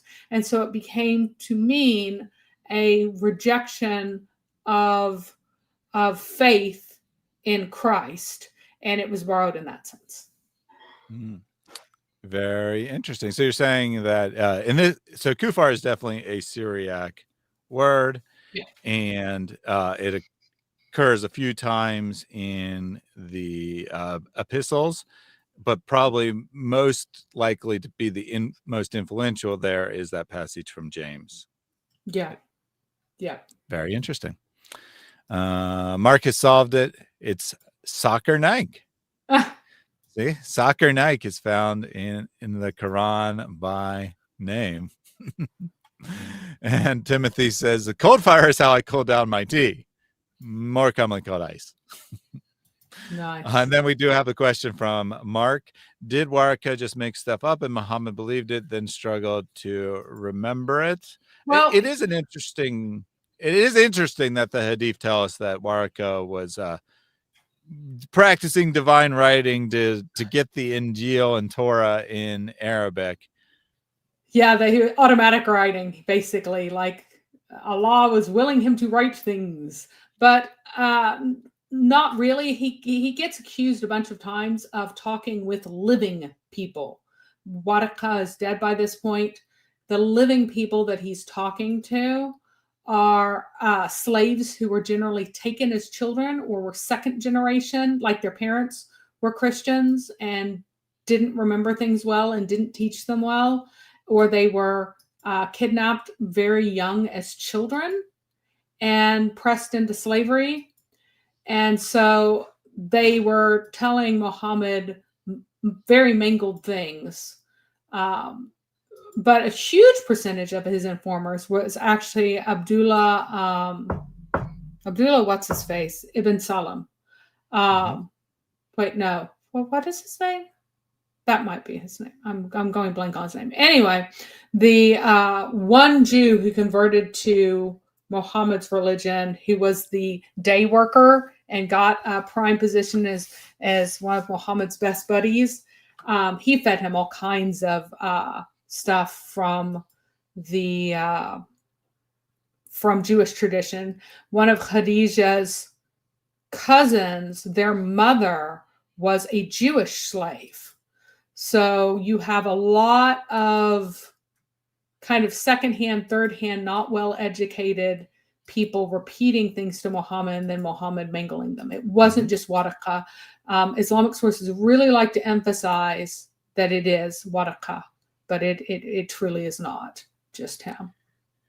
I think because it, like, in theory, at least in their mind, provides some legitimacy connecting it to Christianity. Maybe that's why Waraka gets emphasis. But I think that Mary's correct that, Waraka may have been responsible for some stuff, but Muhammad was called the ear for a reason. He was taking stuff from everywhere he possibly could, all kinds of distorted nonsense, a lot of Jewish trickery, let's say, gets into the Quran because rabbis probably discovered that he was the ear and went and thought it was very funny to tell him things that are in the book, and that he repeats them, and they're laughing at him about how stupid he is and is putting this nonsense in the Quran. So comes from a variety of places, but work is probably not like a major influence, at least. More K says, hey, there's a joint pain medication called Icy Hot. Indeed, there is. Maybe that's what the cold fire is. Except the reason it's called that is it goes on cold, and then there's a chemical reaction that causes it to heat up. So I don't know. Maybe that's what cold fire is. It starts cold, and then the flame starts burning, and it gets hot. Nice. So, any more questions? Are we good to move on? We just got a super chat, so I'll go ahead and take that since we're paused. From Yusuf. Early, and this is indeed a sign, yet most of them are not believers. Give alone to Allah, give alone to Allah. Ride the wings of Gabriel, give alone to Allah. I have no idea what this is supposed to mean. Should I call you Mr. Why are you gay? Yeah, Not I mean, I get what the words mean, but you on the payroll. Okay, I'm on your payroll. Feel free to send more super chats my way. I mean, I don't know what this is supposed to prove, but thank you for the donation nonetheless. Yep. Please continue to submit your funds. Send all the donations you want to prove I'm paid by the Jews or whatever. Yeah. Or by him or whoever. All right. Yeah, so I don't get it. I don't know if it's a joke or what, but thank you anyway. Yep. All right. So here is the defense that you might make, but the Quran explains it so it's made clear. No, it's not. A number of these words are untranslated in the Sahih International because their meaning still isn't known. Others have conventional translations that aren't based on the Quran, either directly or indirectly. They just decided to translate this way outside of this. Furthermore, there are additional words in the Quran that no one understood that had to be explained outside the Quran. So these words appear in the Quran. Their actual meaning people were confused by and is never explained in the Quran, but it's only explained in the outside material. So, for example, Rahman, people are like, why are you using this foreign word? And he's like, oh, well, the word womb derives from the name of Rahman, one of the names of Allah, and this connection between womb and Muhammad's name is why it's so important. And Allah, because of this connection, said, I will keep good relations with the one who will keep good relations with you, womb, kith and kin, and sever relations with him who will sever the relation with you, meaning your immediate family. Of course, Muhammad's actual followers would happily kill their fathers and brothers, but Muhammad is reverting to his pagan tribalism here and trying to claim that he upholds these familial tribal bonds at this point to defend the use of Rahman as a title. There is also a scene where the primordial womb grasps Muhammad by the hips or possibly genitals and will not let him go until he gives his pronouncement. So the womb is that whichever you want to say, causes this verse to be revealed because it grasps Allah and demands a boon from him as soon as creation is made. Additionally, could you go back for a second, Mary? That is a lot of parentheses. Yes. None of that's in Arabic, right? They have to explain a lot of stuff to you in this. But it seems that Muhammad, you said that Muhammad's trying to justify the name of Allah, of Rahman, by saying that it's related to the Arabic word womb, but he's like doing it in reverse, right? Yes. So he's saying the word womb derives from the Arabic name of Allah to try to justify why that's a real name of Allah. That's what you're saying is what's going on here? That is exactly what's going on. It's very convoluted. But people are like, it's why are you very using strange. this foreign word? In fact, there's another hadith where Muhammad is writing out the treaty with the Quraysh of Hudaybiyah, and the people are like, dude, that's funny. Yeah. So Yusuf accidentally sent that super chat here, but people did explain to me that it's a meme from apparently African News Channel. Is interviewing a rights activist, and he was intending to send it to Big John's channel, who was interviewing a guy who is gay. So there you go.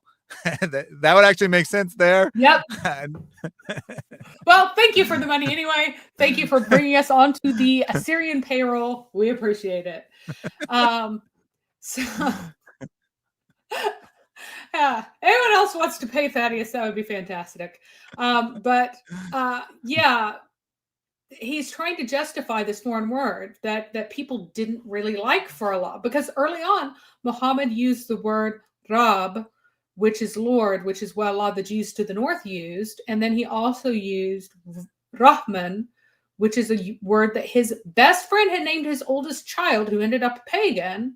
But Abu Bakr named his oldest kid this. Abu Bakr was almost certainly a monotheist, even though his first wife and his children initially weren't. But he is using this word, and the Meccans don't like it because they have never called Allah this term. Their God is a different God from Al-Rahman. That's someone else, and they don't like it. So Muhammad's justifying why this is something to be used. So that's a second one that is a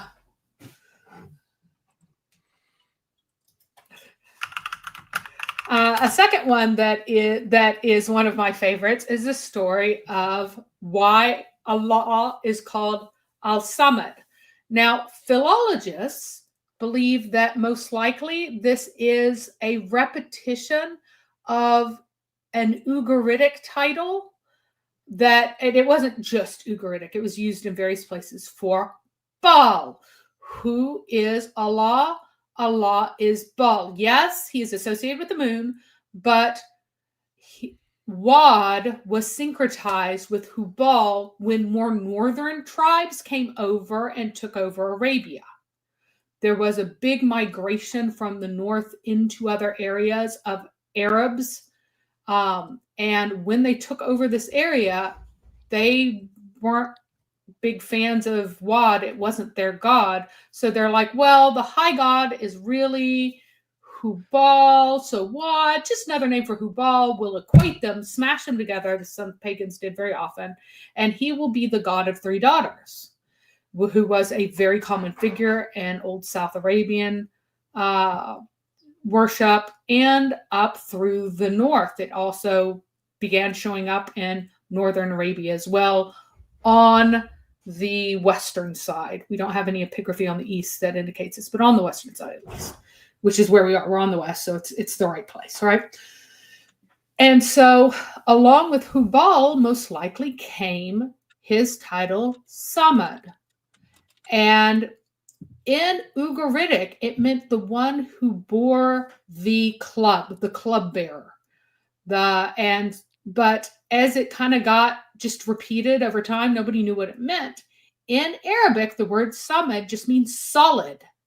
And Muhammad, just like he took the womb, literally, there's a talking womb who grabs Allah and causes all this stuff to happen, even though I didn't grab that hadith, that's in the sources. Well, he's explained why Allah is indeed the solid one. He is Hubal al-Samad, and now he's Allah, and we're keeping the same title, and we're giving it a folk etymology by saying that when Allah made Adam, before he was shrunk down and thrown down out of paradise, so he's only 500 years tall, before then he was shaped out of mud, and then the angels passed by him and they were scared. And Iblis was the most frightened of all. He would pass by him, kick him, and thus make the body produce the sound as potter's clay does. And that is what is meant, where Allah says from sasal, like potter's clay, which is something from the Quran that confuses everyone. So this is an explanation for that. Then he would say, what were you created for? He entered his mouth and left from his posterior through his anus. Then he said to the angels, don't be afraid of that one, for your Lord is Samad. He is solid, whereas this one is hollow. When I've given authority over him, I shall ruin him. So the explanation of the word Samad is given in this hadith, where you have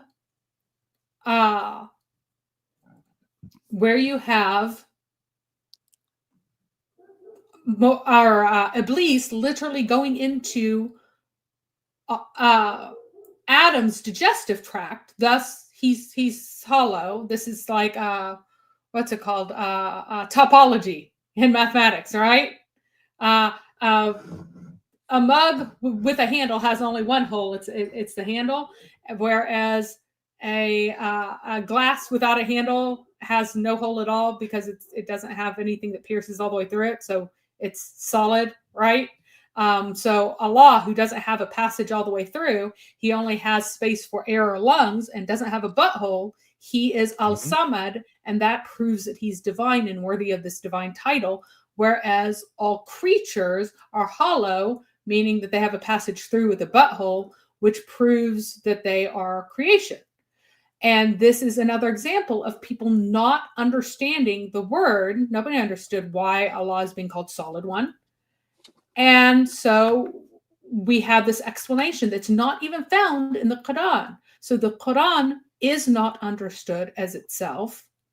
It is not in clear Arabic. This is understood as an Arabic word, but it was borrowed into Arabic in ancient times, and is not comprehensible and is not understood. So this destroys the actual argument that the Quran is in Arabic so that its audience can understand it. Well, its audience doesn't understand it, and it doesn't even clarify itself internally. Finally, there's one other little thing that I kept saying. Yeah. But before, you go on. Phil did have an alternate theory here, I think, and Muhammad ibn Ashaq and others mentioned that they used to worship idols. One was called Samad, another was called Samud, and another is called Al-Hiba. So suggesting that it could be the name of an idol. Well, I mean, it kind of was. And so this is partly true and partly made up. So a title of Baal is Samad. It is a title that he was given that is being applied to Allah. So Allah is being given the title of the pagan god Baal. The other words are just, I think that they're just totally pulled out of their backsides. I don't think they're in inscriptions or anything. Samad is in inscriptions. It is an attested form as a title for Baal. It is part of his name, Baal, whatever their Hasamad probably. It is in inscriptions. If you say the one of the club, then everybody knows that this is Baal. So that it's true as far as it goes that they called an idol by the title Samad, but it was a title for Baal, which Baal is who is Allah.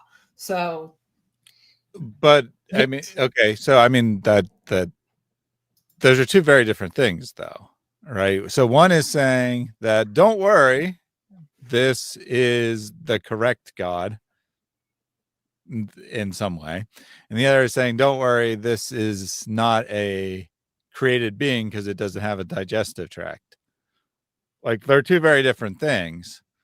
What do you mean? What do you mean it's a correct God?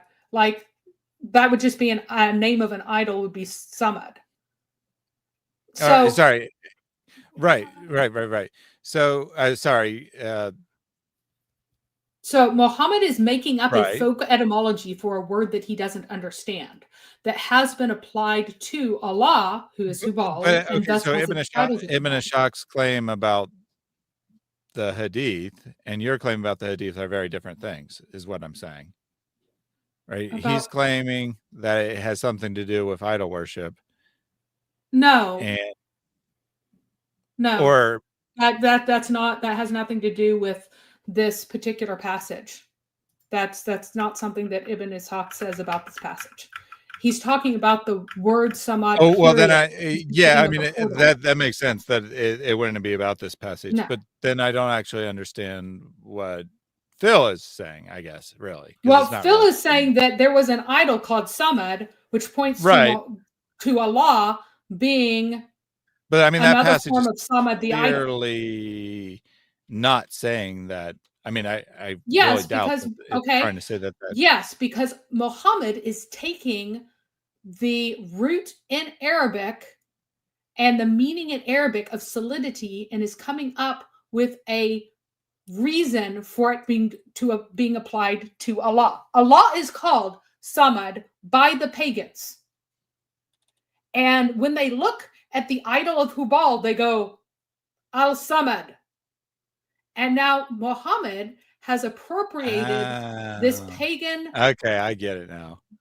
Name and is coming up with a reason for it based on the root of the word in Arabic and the meaning of what had happened to the word as it got adopted into Arabic. Like it no longer means the person who holds the club. It has no relationship to club. The word for club in Arabic does not have this root. it has to do with solidity in Arabic, and it turned into they're looking at this idol and calling him the solid one, and Muhammad is appropriate, continuing the usage of that with the folk etymology for Allah and giving a reason for that. So even okay, yeah, okay. Yeah. So now I understand the connection. Now I don't know if that's necessarily the purpose of that story, but I do think that makes sense as a plausible explanation as to why Muhammad got that idea. Now, whether that's why he told that story or not, I don't know. Right? I can't know why he told the story. This story but, is explaining. This story is explaining why Allah is called Samad. That is what this story does. Are you sure? Because I mean, Yes. that's not what I get out of the story. Well, it might not be, but this is what he is saying. Do not be afraid of that one, for your Lord is Samad, whereas this one is hollow. Right. Yeah, no, I know that. Yeah. I get that. But to me, the story is like that is a portion of the story. The entirety of the story. I feel like that is. I don't feel like that's the point of the story. Right. No, I feel like that's a known thing. That so the entirety of the story is explaining a number of weird words. So it's explaining the weird word sasal or sasal. There's another section explaining the stinking clay and all of this stuff. A huge portion of this is explaining weird words in the Quran and why these words are there. So sasal is like potter's clay, the idea of a sound and things. He's explained that weird word. And then he explains the weird word for Allah being called solid. Why is Allah called solid? Because Allah is solid, whereas this one is hollow. So there is a contrast here between Allah's solidity and Adam's hollowness. Okay. And so it is you're saying that there are multiple words that correspond to things that people would not necessarily understand in the Quran. Yes. And that makes it a stronger argument. Yes. That's why one the word whole occurs kicking and the noise and everything, that's explaining a different word. And then there's another one with stinking clay and another one with, I got you. There are all of these different, this is a huge section explaining weird words in the Quran in the context of the creation of Adam and the difference between Adam and Allah. So Snoopy says solid, that means nothing inside. Also no brains. And HB Spoke said, I'm trying very hard not to reference Beavis and Butthead right now. But then he failed. There we go. Oh my gosh. He couldn't resist. And it is a very funny story for sure. All right. But it's justified here. It's justified.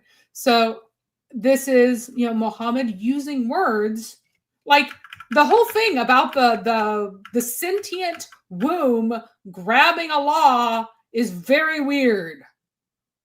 It's very weird. I thought Allah was absolutely one. How can there be a sentient womb? I mean, it's after some creation has taken place. So maybe he created the sentient womb. Maybe it climbed out of him. I don't know. It's just very odd. Yeah, he created the womb because he was all alone and he wanted a partner, and then so he created the womb, and then he's like, "Wait a minute, that's jerk! I shouldn't have done that." Grabbing him, right. And so, in the same way, explaining the solidity, he's taking these divine names from other sources, applying it to his God, and then coming up with wild things to justify it based on connecting it to Arabic meanings. But again, these explanations are not found in the Quran. And they aren't being used as Arabic words in a way that is perfectly comprehensible to people. Saying that by God's solid is very weird. When people converted from Islam to Christianity, they had to deny that God was solid. Like that was important. In Byzantine Christianity, that was part of your oath, is that you had to deny that your God was solid. Because that was among the list of like false beliefs that you needed to check off, because they would recite that Surah Al-Ikhlas, like they recite that a bunch, and so they constantly recited that their God was solid. And it's like, nope, you want to be a Christian, you can't believe the God's solid. That's ridiculous. hilarious. He's not made of this solidy stuff. God is He's not spirit, made of right? matter, as we would Right. say today, right? Right. But you have to deny that he is made of solid matter. That was important because that was a fundamental belief of Muslims at that time, that their God was made of solid matter without any holes or whatever. And they had to like kind of invent a word in Greek because they made it a little bit more philosophical at that time and had it like condensed matter, like very, very dense and beaten in without any whatever. And so they made it a bit more metaphorical, but they still meant solid. And you still had to deny that God was solid to become a Christian if you came from a Muslim background. You had to say, no, I do not believe that God is solid. And that's one of the reasons why. So I mean, that is a solid requirement for conversion. Yeah, you can't believe that God's solid. I'm sorry. So Allah and Muhammad teach that the Quran is in Arabic so that its audience can understand it. But there are words that aren't comprehensible to its audience, and some of these aren't even Arabic words. Thus, either Allah and Muhammad lied about the importance of the Quran being in a comprehensible language, or they lied about being comprehensible language. One or the other. Yeah. So that's what you're left with. That is the dilemma for today. And again, even with plenty of audience interaction, and Allah does not eat, you are correct. Allah does not eat, and he especially does not poop. And the whole hatred of pooping Mary and just never stops. It's just word after word after word. Yep. Pooping and eating is very important. Well, we had a question. Does Allah eat them? Yeah, I know, but I'm supposed to read the questions. You're not supposed to just start answering it without the question being read to you. No, that would make it easier. That would make it easier. I mean, that helps the audience know what you're doing. Yep. So yeah, H did ask if Allah eats. He said this sounds like a stupid question. It's not a stupid question, though, at least not in Islam, because this is not just an attribute of Allah, but everyone in paradise, right, Mary? Well, everyone in paradise eats, but they don't poop. Instead, they sweat and belch to get things out. Can you imagine the amount of sweat that you would have to produce to turn all your food to liquid to get it out of your body? That is absolutely revolting, but somehow that's better than pooping, because Allah is deeply offended by poop, and you can't have poop in paradise. That will cause you to be thrown out. And one of the versions of the story of Adam getting thrown out, it's specifically because the kind of fruit that he ate causes you to poop, and there can't be poop in paradise. And Allah's solidity and incompatibility with pooping is kind of like the philosophical background for his aversion to pooping. And then, of course, you also have the stories of Muhammad's poops being special and sweet smelling and being swallowed up by the earth, which has some pagan prior ideas in it that everything that comes out of your body smells sweet if you are blessed by the pagan gods. But the whole swallowing up of the earth of the poop is a unique prophetic attribute in Islam that is applied to any number of prophets. Myself, what a time to tune back into the live stream. Yeah, you just got here for the good part. As the longer Mary talks, the weirder Islam gets. Keep going. Yeah, I mean, it's the weirdest religion. The weirdest religion. It's so bizarre because, again, Muhammad's just sitting here free associating, right? Satan must have blocked up a toilet in Jinnah. I mean, like, you get in one of these stories, I am not kidding, Adam and Eve get thrown out because the fruit will make them poop, and there can't be poop in paradise. That's why there's this huge thing about how Mary and Jesus, they ate and slept, and Muslims today will say, and Jesus pooped, as a disqualification of being God, because their God, what's the difference between their God and human beings other than him being huge? Well, he doesn't eat, he doesn't sleep, and he doesn't poop. That's how you know the difference, right? They don't get the incarnation but people in paradise don't poop anymore, right? Yeah. Yep. People in paradise don't poop anymore. So they're semi-gods, I guess. Yep. You get bumped up to semi-divine in paradise. So,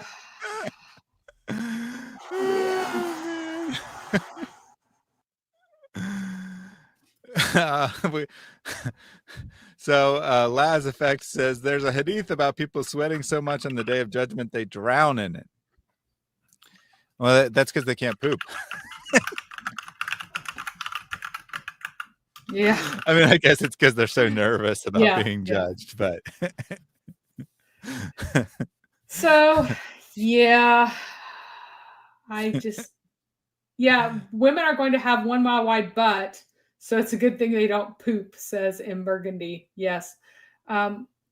Little girls, actually, they will be enormous prepubescent children, which is just bizarre. They will be chubby kids with barely bedding breasts who are younger than the age of menstruation in appearance, but they will be quite chunky and very, very tall and so white that they are see-through. So, and you will like it. That will be your ideal woman. Will be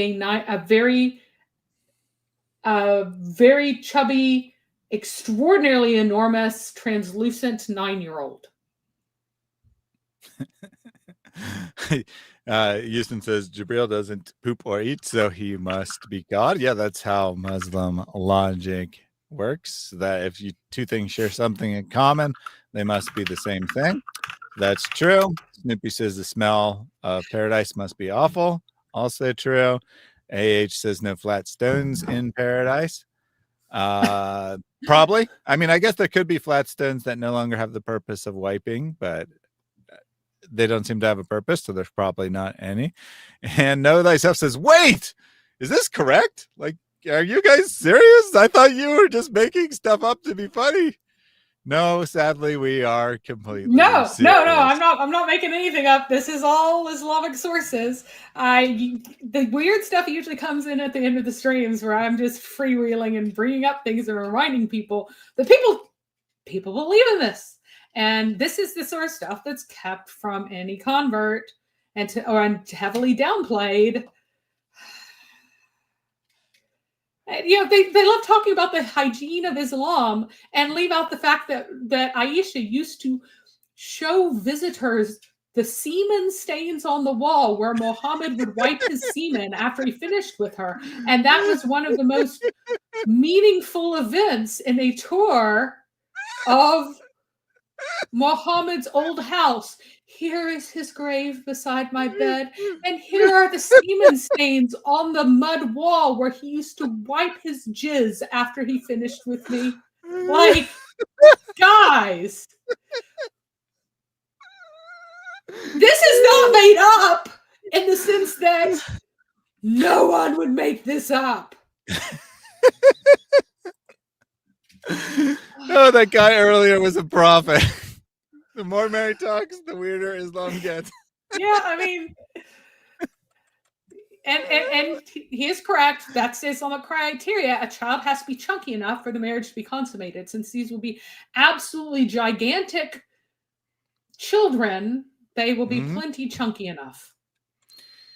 Yeah, just to clarify for the audience, obviously not for unidentified individual who clearly understands this, but the consensus opinion of Islamic scholars, and there is some disagreement, but the vast majority opinion on Islamic scholars is that there is a minimum age, so to speak, for consummation of a marriage, but it's not a particular age or based on puberty, as Muslims will tell us today, but it's based on whether the child is large enough to physically bear the weight of a man on top of her.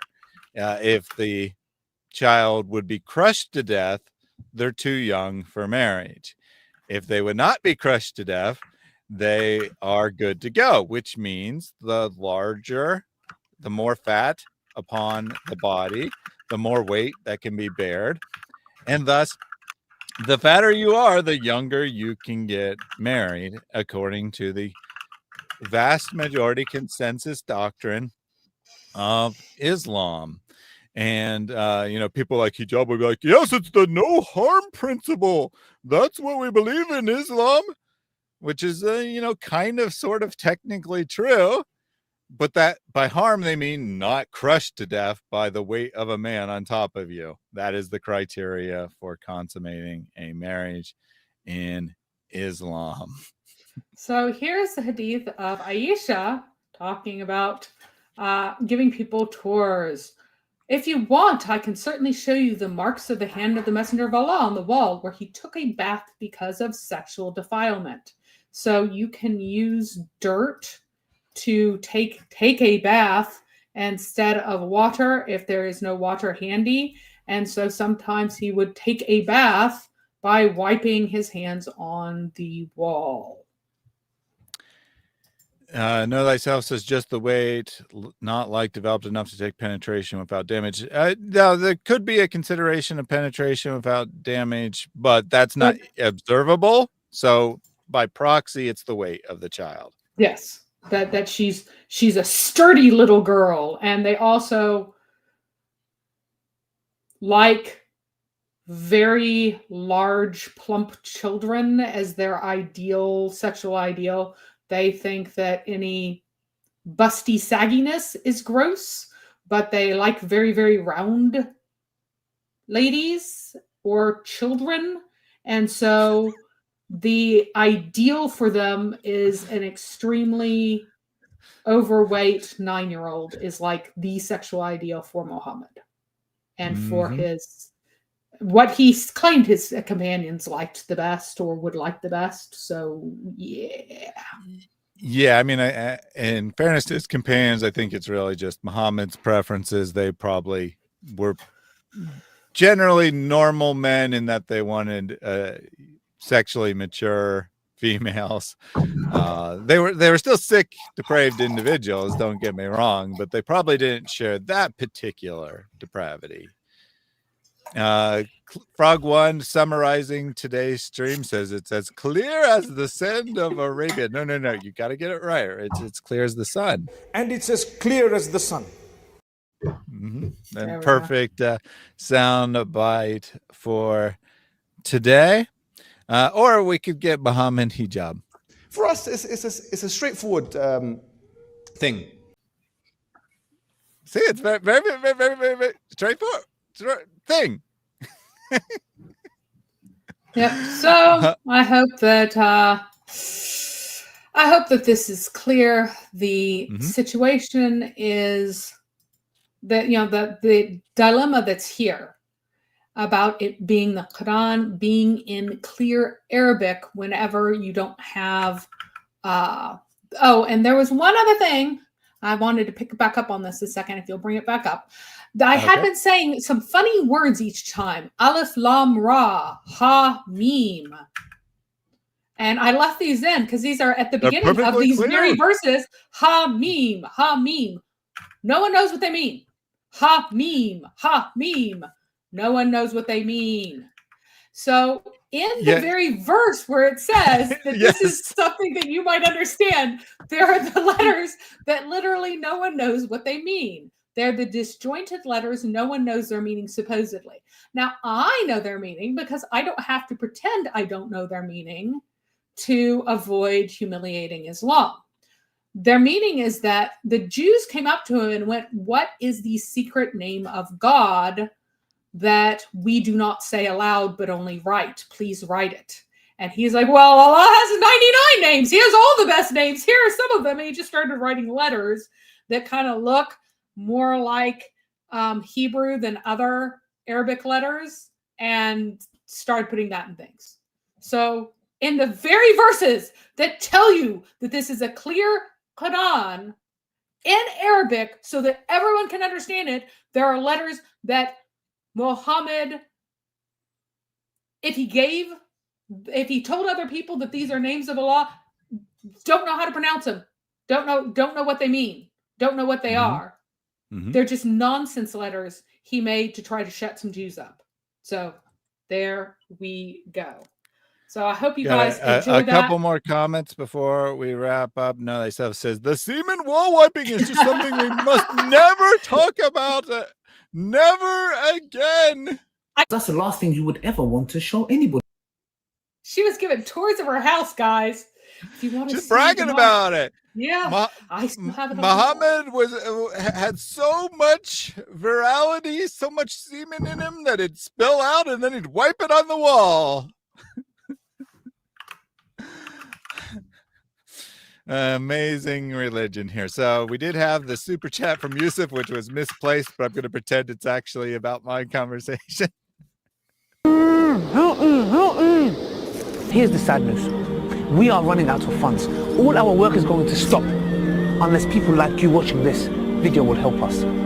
Your donations can get you a share in a reward and reap those rewards for years to come, inshallah. This is not a donation or a charity, but an investment for your hereafter. So Yusuf says it was a great conversation. And then he later clarified that he put it in the wrong chat because he was trying to put it at the end of another stream. That's why it's just praying for that last guy or gay, however you want to read that. I'm not sure, but it was a conversation between a Christian and someone who identified as gay. So that's what that was all about. But, thank you for your accidental donation and from More K.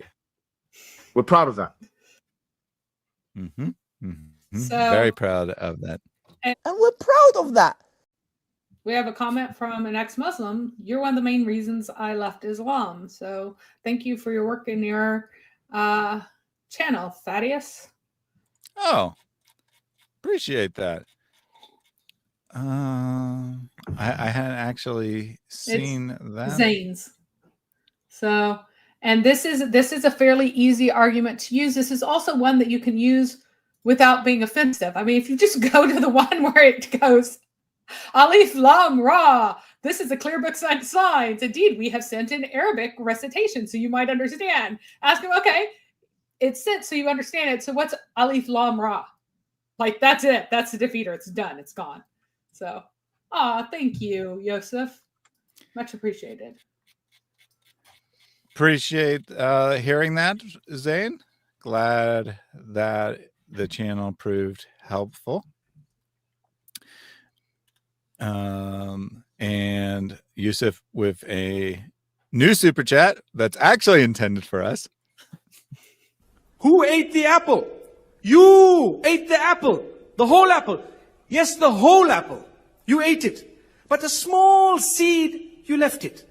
You put it back into the earth. What happened? Allah, through His power, caused that to grow and to give you how many apples? Thousands. Thousands of apples coming your way, Yusuf. Even extra accidental apples coming your way. But you have made us on the payroll officially, and we appreciate that. And Phil points out that Ulm is, in fact, a Germanic or a German word for a meadow, a mountain meadow. So Islamic miracle. It's actually in German. There we go. I accidentally pulled up your comment first, but there's Phil's comment. Yep. Mm-hmm. Exactly. Yeah, I found that super funny. I didn't actually comment at the time, but I'm not surprised that was intentional, that the first one you went to was one of the random letters. And it's not always the same random letters at the start of several surahs. But one of the surahs that starts with the random letters then immediately says, this is a very clear book. Oh, but it's not just one. It's Who one, ate the apple? The funny thing is, a lot of times the it's a clear book is at the very beginning of surah. So, and where's the disjointed letters at the very beginning? So it's 1, 2, 3, 4. It's 4 of these have disjointed letters, which cracks me up to no end. I just love that so much. It amuses me so awesome. Much that you have 3 of these statements telling you that this is a clear book that everybody understands. It's being sent in the language that you understand, because if you didn't understand it, you would reject it. If it's not comprehensible, you would throw it out. And 3 of them start with letters that no one knows what they mean. Love it. Love it. Frog One says he needs a pear tree, but all he has is apple trees, which is such a shame. Such a shame that that's all he has. Who ate the apple? You ate the apple. All of it? Yes, all of it. Bringing back up the prophecy here. The longer Mary talks, the weirder Islam gets. Indeed, Yeah, indeed. indeed. And right at the end here from Nissan Attic, 10 gifted memberships. O son of Adam, spend. I will spend on you. Give, then I will give you. It's difficult because you know what? These are my last few. As it is, the price is going up, the rand is going down, this is happening. Excuses. Those are excuses. You give and watch what Allah does. No excuses. From Nissan Attic, regular supporter of the channel with gifted memberships. Thank you very much for that. And on behalf of those who received the gifted memberships, thank you from them as well. Happens periodically where someone will have received a gifted membership while we are live, and then they'll pop up later in comment sections or whatever and be like, thanks, whoever gave me a gifted membership. And so if you guys receive that today, you can thank Nissan Attic for it. Thank you all for tuning in. As Mary said, this is very easily phrased as a single proposition. The Quran, the Quran claims to be very clear, easily understood. It claims that its purpose is to allow Arabic speakers to understand the message. And the it's Quran also contains. It is in clear Arabic, so its Arabic audience can understand it. So if it contains things that its Arabic audience does not understand and is not in Arabic, it's double. Yeah, it's double destroyed. So that is proposition one, that the Quran claims that as its purpose. It claims that its purpose is to be very clear and very easily understood in Arabic. Proposition two is that the Quran tries to explain things that are very not clear in Arabic, but usually doesn't explain them at all. If you follow those, if both of those two propositions are true, which they clearly are because they're just basic statements of fact about the Quran, then one of two things must be true. Either the Quran lies about being perfectly clear, or the Quran lies about people not understanding what these words mean. It lies about it being incomprehensible in a language that's comprehensible to its audience. It's just lying about being comprehensible. Right. Yeah. So either way, the Quran is lying. It contains false information, and thus the Quran is false either way. There is no escape for this. It is a valid dilemma. You have to deny one of the premises, and obviously neither of the premises can actually be denied. Now, that's not to say Muslims won't try. They'll say, oh, it's not actually clear. You know, it says that only the believers will find it clear. Are you a believer? Yes. Yeah. Do you find it clear? You got to ask a scholar. You got to run to your scholar. You're not an expert. You don't know Arabic. You're not a native speaker. In other words, and it's specifically so that it means either. Got it. It's specifically so that the people around Mecca can understand. People around Mecca are going to be able to understand this. And yet there are places where people are like, Muhammad, we don't know what this word is. And just the fact that they ask that at all, I mean, means that it's not in a clear. It's already done. If an explanation is given, well, guess what? A lot of those explanations don't help. They don't help.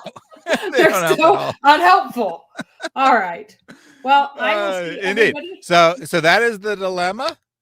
We will, of course, be back next week with Mary. We're going to try to stick to Tuesday, Thursday at the same time, get on a regular schedule again. And Mary is trying to do these shorter 2 to 3 hour streams instead of the 5-hour streams. Certain people don't like the 5-hour streams, but it has nothing to do with those people and their criticism about us talking too much. It is actually for the benefit of the audience.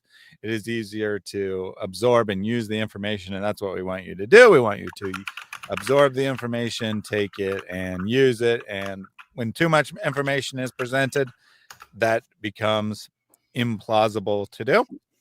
So please take that first slide. You don't have to remember all the details from all the other slides, which is support for it. Just take that first one and make the Muslim say which of the two premises is false, right? And whenever you look at my slide, I don't even use the word clear on here because Muslims try to pretend that clear doesn't mean clear, as one is right now. Look at my first slide. The Quran is in Arabic so that its an audience can understand. If you'll bring this up really quickly, it's in Arabic so that you can understand. But there are words that are not comprehensible, so they do not understand it to its own audience. This is not an issue of people at the time Muhammad knew it, but now people have forgotten it. No, no, no. There are words that people at the time of Muhammad did not understand, and some of these aren't even Arabic words. Okay? Allah says it is in Arabic so that the audience can understand it. Yet, there are parts that are not understood, like the literal words are not understood, and some of these are not even Arabic words. That's it. You know what's so funny about this, though, Mary? He says, the word mubin doesn't mean clear, it means manifest. What does manifest mean? Clear or obvious? It means clear or obvious. It means made obvious in front of you. It means present, like, well, the argument is manifest. It's like right there. He used a different word, but he didn't change the meaning. Yeah.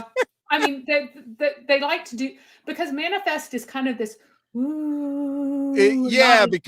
because it's a little more obscure. It's not a word that we use all that often. And you might, at least Americans might know the word manifest primarily from manifest destiny, and they might not understand that means it's a clear destiny, right? That's the clear and unambiguous destiny of the United States to control all the land. But all right.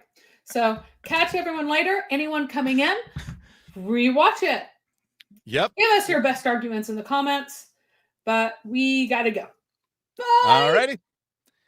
Mary is apparently signing off. And I was just going to say, we'll be back with Mary next week. I will potentially be streaming on the by myself on the Apostate Prophet Sam Shamoon drama in the coming days. I haven't scheduled that, but that's potentially coming up. Working on a couple scripted videos. Until we meet again, everyone, we'll close out with the words of Pastor Jake. Pray this ceaselessly. Lord Jesus Christ, Son of God, have mercy on me. Lord Jesus Christ, Son of God, have mercy on me. Lord Jesus Christ, Son of God, have mercy on me.